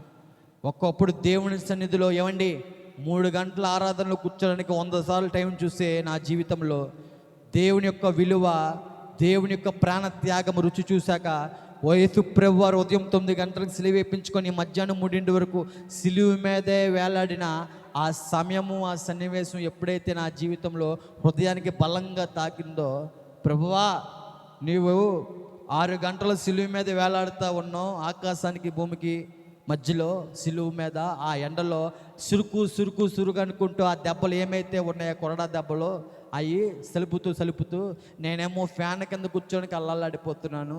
అయ్యా ఇక్కడ నుంచి ఒక క్రమం తప్పి నేను వస్తాను ప్రభు అని ఒక తీర్మానం వైపు దేవుడు నడిపిస్తా వచ్చాడు. ప్రియ దేవుని జనాంగమా, అయ్యా ఈ జీవితము నువ్వు బతికేది మహా అయితే గొద్దుపాటి దినములే నాయన, మహా అయితే 70 సంవత్సరాలు, మహా అయితే ఇంకా 80 సంవత్సరాలే, కానీ అదంతా కాసేపు ఆనందంలే బాబు. అయ్యా నువ్వు జీవించే జీవితము దేవుడు వెలిగి ఉన్నాడు కాబట్టి నువ్వు కూడా ఈ లోకంలో వెలుగుగా జీవిస్తే నీ బ్రతుకు బాగుపడుతుంది అని దేవుడు దైవజనుల ద్వారా అనేక మార్లు మాట్లాడుతూ వచ్చారు. ప్రియ దేవుని జనాంగమా, ఈరోజు వాక్యం ద్వారా దేవుడు మీతో మాట్లాడుతూ వచ్చారు కదా గత దినాల్లో. ఈరోజు సాక్ష్యం ద్వారా కూడా దేవుడు మీతో మాట్లాడారండి. చిన్నప్పుడు గోళీకాయలు ఆడుకుంటూ రోడ్డు మీద తిరుగుతూ పాడైపోతుండగా క్రైస్తవులు వచ్చి మాట్లాడారు, వినలా. యవ్వన ప్రాయంలో పాడైపోతూ నాశనకరమైన మార్గంలో ఉంటుండగా స్నేహితుడైన క్రైస్తవుల ద్వారా దేవుడు మాట్లాడాడు, వినలేదు. దైవజనుల ద్వారా దేవుడు మాట్లాడారు, వినలేదు. ఆఖరిగా మరణఛాయలో ఉంటున్నప్పుడు మా అక్కగారి ద్వారా దేవుడు మాట్లాడారు. ఆ రోజుగా నేను వినకపోయి ఉంటే ఈరోజు నేను మీ ముందర ఉండేవాడినే కాదు. ప్రియ దేవుని జనాంగమా, ఈరోజు బతుకున్నానంటే దేవుని కృప, ఆ కృప మీ మీద కూడా ఉంది. మరి మీ జీవితాలు ఏ విధంగా ఉన్నాయి? 2 పడవల మీద కాలేసే వ్యక్తులుగా ఉన్నారా? జాగ్రత్త. ఆ జీవితం జీవించేంత వరకు నా జీవితంలో నెమ్మది సమాధానం నేను రుచి చూడలేదు. ఏవండి, రుచి చూసి ఎరిగి ఉన్నాను దేవుడు ఎంత గొప్పవాడు, ఆయన ప్రేమ ఎంత గొప్పదో అని. ఒక మనిషి పట్ల ఆయన చూపించే ఆ యొక్క గొప్ప కేరింగ్ ఏంటో నాకు అర్థమవుతూ వచ్చింది. ప్రియ దేవుని జనాంగమా, ఇంకొక తీర్మానం అయిపోయింది నా జీవితంలో. ప్రభువా, జీవిస్తే నీ కొరకు జీవిస్తా, ఏం చేస్తావు చేసుకొని తీర్మించుకున్నాను. ఈ పనికిరాని వాడిని ఈ 4 సంవత్సరాల్లో, మొన్నటితో అక్టోబర్ 23 మొన్నే కదండి, మొన్నటితో ఈ 4 సంవత్సరాల్లో దేవుడు దగ్గర ఒక 500 ప్రాంతాల్లో సాక్ష్యం చెప్పడానికి దేవుడు కృప చూపిస్తూ వచ్చారు. ఏ ప్రాంతంలో అయితే ఒకప్పుడు ఏమండి అడుక్కునేవాడిగా బతికానో, అడుక్కునేవాడిగా ఛార్జీలు డబ్బులు లేకున్నానో, ఈరోజు ఇతరులకి దేవుని ప్రేమ చూపించే విధంగా, సహాయం చేసే విధంగా దేవుని కృప చూపించారు. ఏ తల్లిదండ్రులు అయితే తలదించుకున్నారో అదే ప్రాంతంలో నా తల్లిదండ్రులు తలెత్తుకునేలాగా దేవుడు కృప చూపించారు.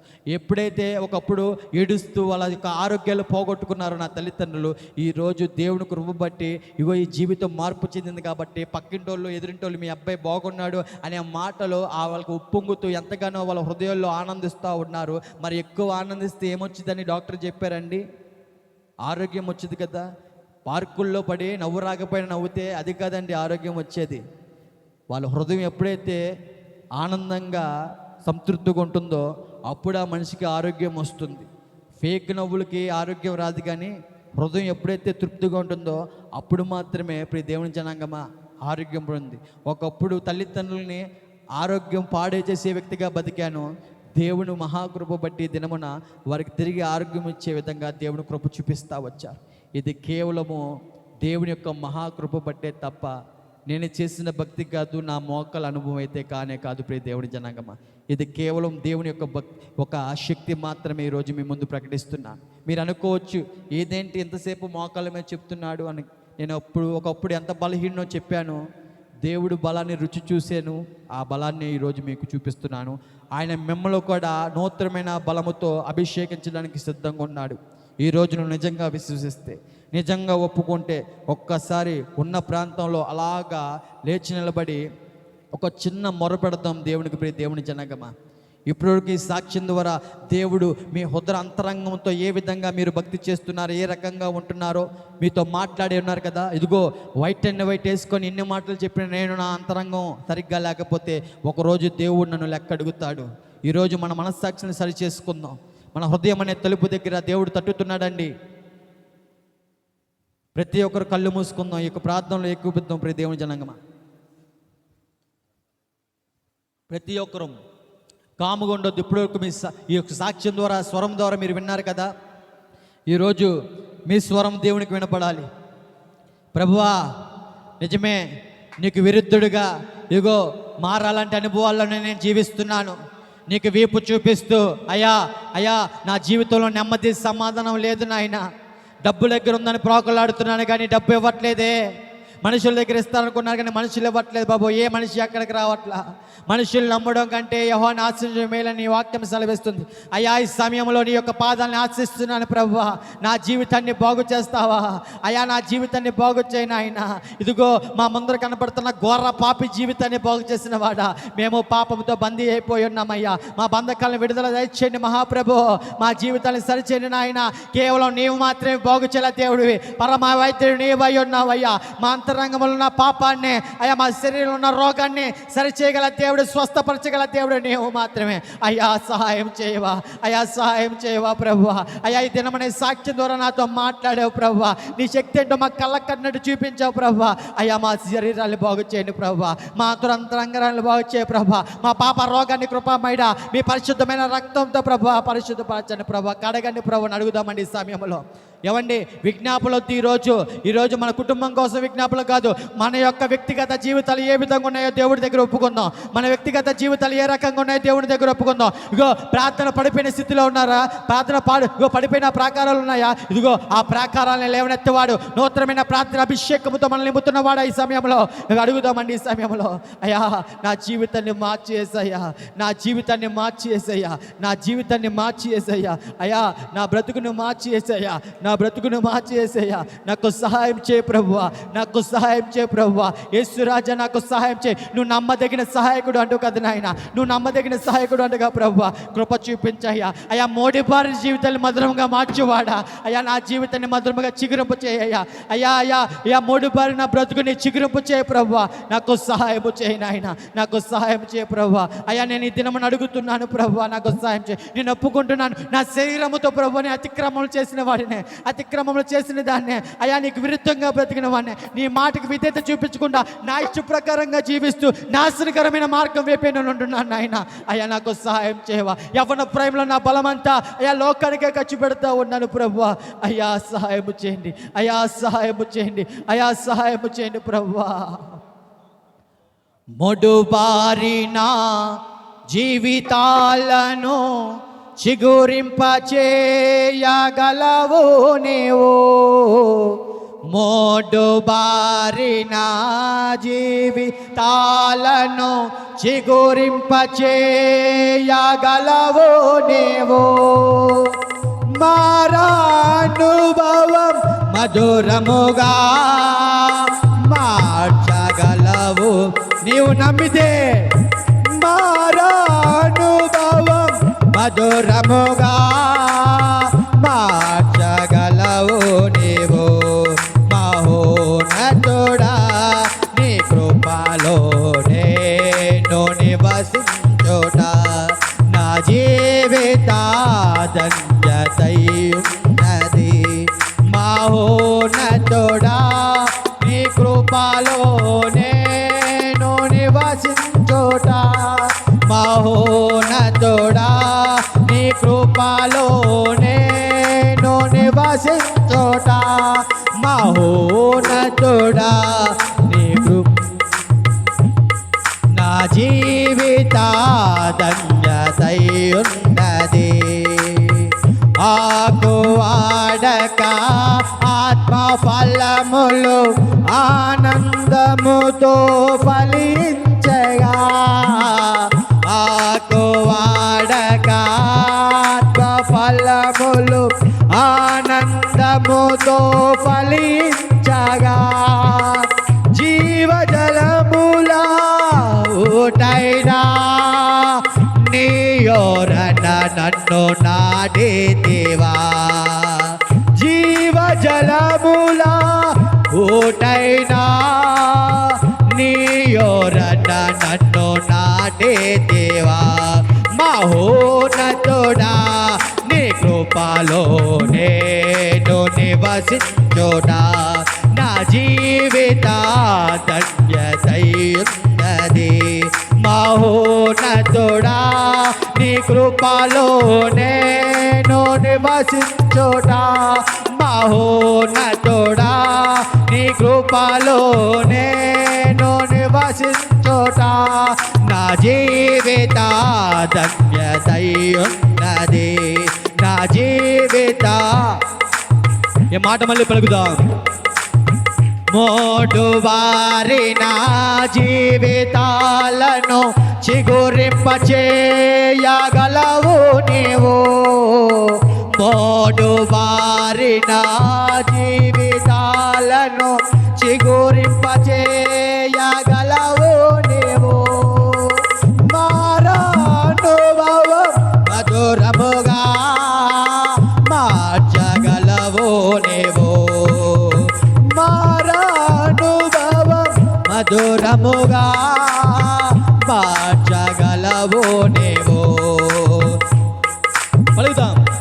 నీ కృపలో నేను నివసించుట నా జీవిత ధన్యతయున్నది. మహోన్నతుడా. పలుకుదాం మాట తీర్మానముతో ఈ దినమున, అయ్యా నీతో నేను బ్రతుకుతాను ప్రభువా, నీలో నేను నివసించుతాను ప్రభువా, నాకు సహాయం చేయ ప్రభువా. నా జీవిత ధన్యతయున్నది, నా జీవిత ధన్యతయున్నది. ప్రియ విశ్వాసి, ప్రియ మనిషి, భక్తుడు ఈ విధంగా పలికిడి ఎందుకో తెలుసా? అయ్యా నీతో జీవించినప్పుడే ప్రభువా నా బ్రతుకు బ్రతుకుగా మారింది. అయ్యా నీతో ఉన్నప్పుడే ప్రభువా నా జీవితంగా మారింది. నీతో సావాసం చేసేటప్పుడు ప్రభువా నాకు సమాధానం దొరుకుతుంది. అయ్యా నీతో ఉంటున్నప్పుడే ప్రభువా నాకు జయము దొరికింది అని దేవుడు మాట్లాడుతూ దేవుడు పలుకుతున్నాడండి భక్తుల ద్వారా. యేసయ్యా నీతో జీవించగానే నా బ్రతుకుగా మారేనులే. నిజమే ప్రియ దేవుని జనాంగమా, నా జ్ఞానము, నా బలము, నా శక్తి అనుకున్నంత వరకు నా జీవితం మారలేదండి.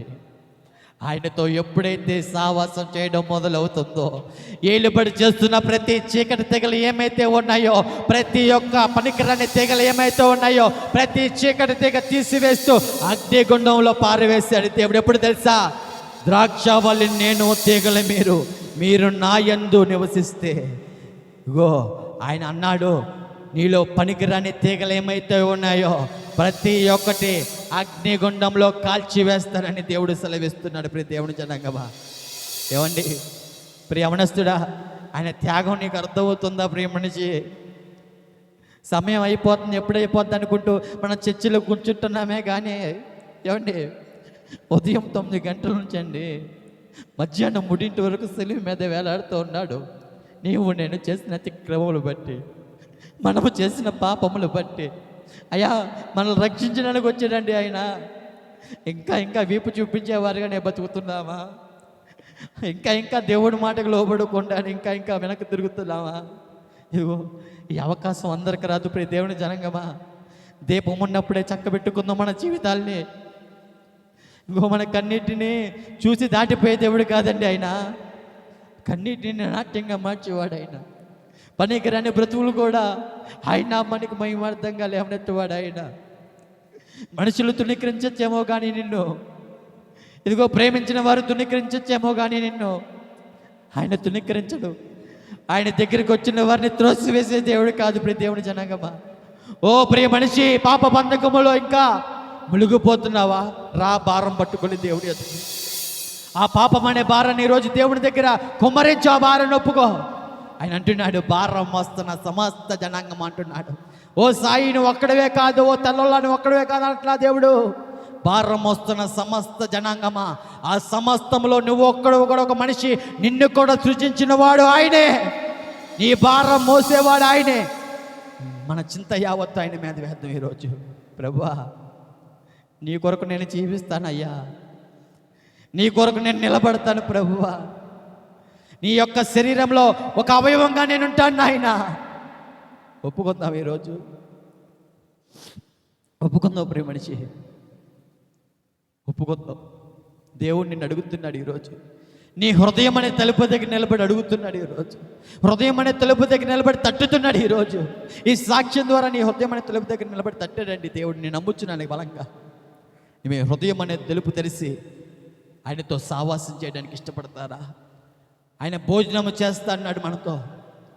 ఆయన స్వరం ఎవరైతే విని హృదయం అనే తలుపు తెరుస్తారో, ఆ హృదయంలో దేవుడికి స్థానం ఇస్తారో, హృదయపూర్వకంగా ఆయన తట్టు ఎప్పుడైతే మనం తిరుగుతామో ఆయన మన తట్టు తిరుగుతారని దేవుడు వాక్యం సెలవిస్తుంది. ప్రియ మనిషి, ఒప్పుకుందాం. మన రహస్య పాపము మన దైవజనులకు తెలియకపోవచ్చు, మన ఇంట్లో ఉన్నవారికి తెలియకపోవచ్చు, కానీ మన హృదయ అంతరంగం ఎరిగిన దేవుడు మనం చూస్తున్నాడు ఈరోజు. మన మాట మన తలంపుకు రాకమనిపే సమస్య ఎరిగిన దేవుడు చూస్తున్నాడు ఈరోజు. ఆయన నిన్ను అడుగుతున్నాడు, నువ్వు యేసుకు కావాలి. ప్రియ మనిషి, వయసుతో సంబంధం లేదు, ఇక్కడ అడుగుతున్నాడు. నువ్వు దేవుడికి కావాలి, ఆయన కొరకు పౌరుషంగా నిలబడతావు ఈ రోజు నుంచి. ఏమండి, నటించే వరకు నా జీవితం నాశనానికి నండి ఉంది ఆనాడు గతంలో. ఆయన కొరకు నీతిగా యథార్థంగా బతకడానికి ఎప్పుడైతే తీర్మానం జరిగిందో, నా వల్ల కాలేదు, కానీ ఆయనే చేపట్టుకొని ప్రతి ఒక్క ప్రాంతానికి నడిపిస్తూ, ప్రతి ఒక్క అనుభవం నేర్పిస్తూ ఈరోజు ఈ స్థలంలో ఇంతవరకు నీ ముందు నిలబెట్టాడు. ఈ పనికిరాని జీవితాన్నే బాగు చేసి మలచి ఇదిగో మీ ముందు నిలబెట్టిన దేవుడు, ఆయన నీకు దేవుడై ఉన్నాడు కదా. అడుగుతావు ఈరోజు, ప్రభువా మన్నించయ్యా. ఇతరులకు చెప్పేవాడిగా ఉన్నాను, కానీ ముందు ఆ మాట ప్రకారంగా నేను జీవించట్లేదు అయ్యా. అయ్యా, ఇది మొదలుకొని నా మాట నీ నామానికి మహిమార్థంగా జీవిస్తాను, నా ప్రవర్తన నీ నామానికి మహిమార్థంగా జీవిస్తాను ప్రభువా. అయ్యా, నా నడక నీ కొరకు నేను ఒప్పుకుంటావా? ఈరోజు దేవుడు నిన్ను అడుగుతున్నాడు. ప్రియ మనిషి, ఏకీబిద్దాం ప్రార్థనలు అందరం. ఏమండి, కళ్ళు తెరిచి చూస్తే మా మొహాలు తప్ప ఏమి నువ్వు కనపడవు.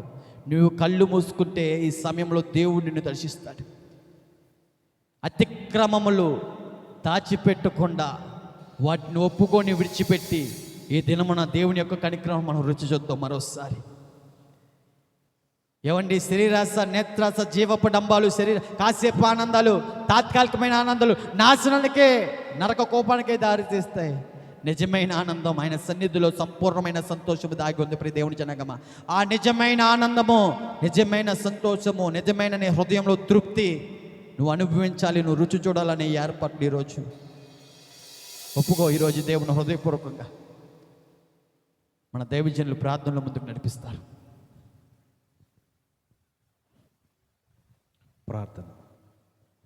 ప్రార్థన చేసుకుందాం. ఇట్లా కళ్ళు మూసుకుందాం.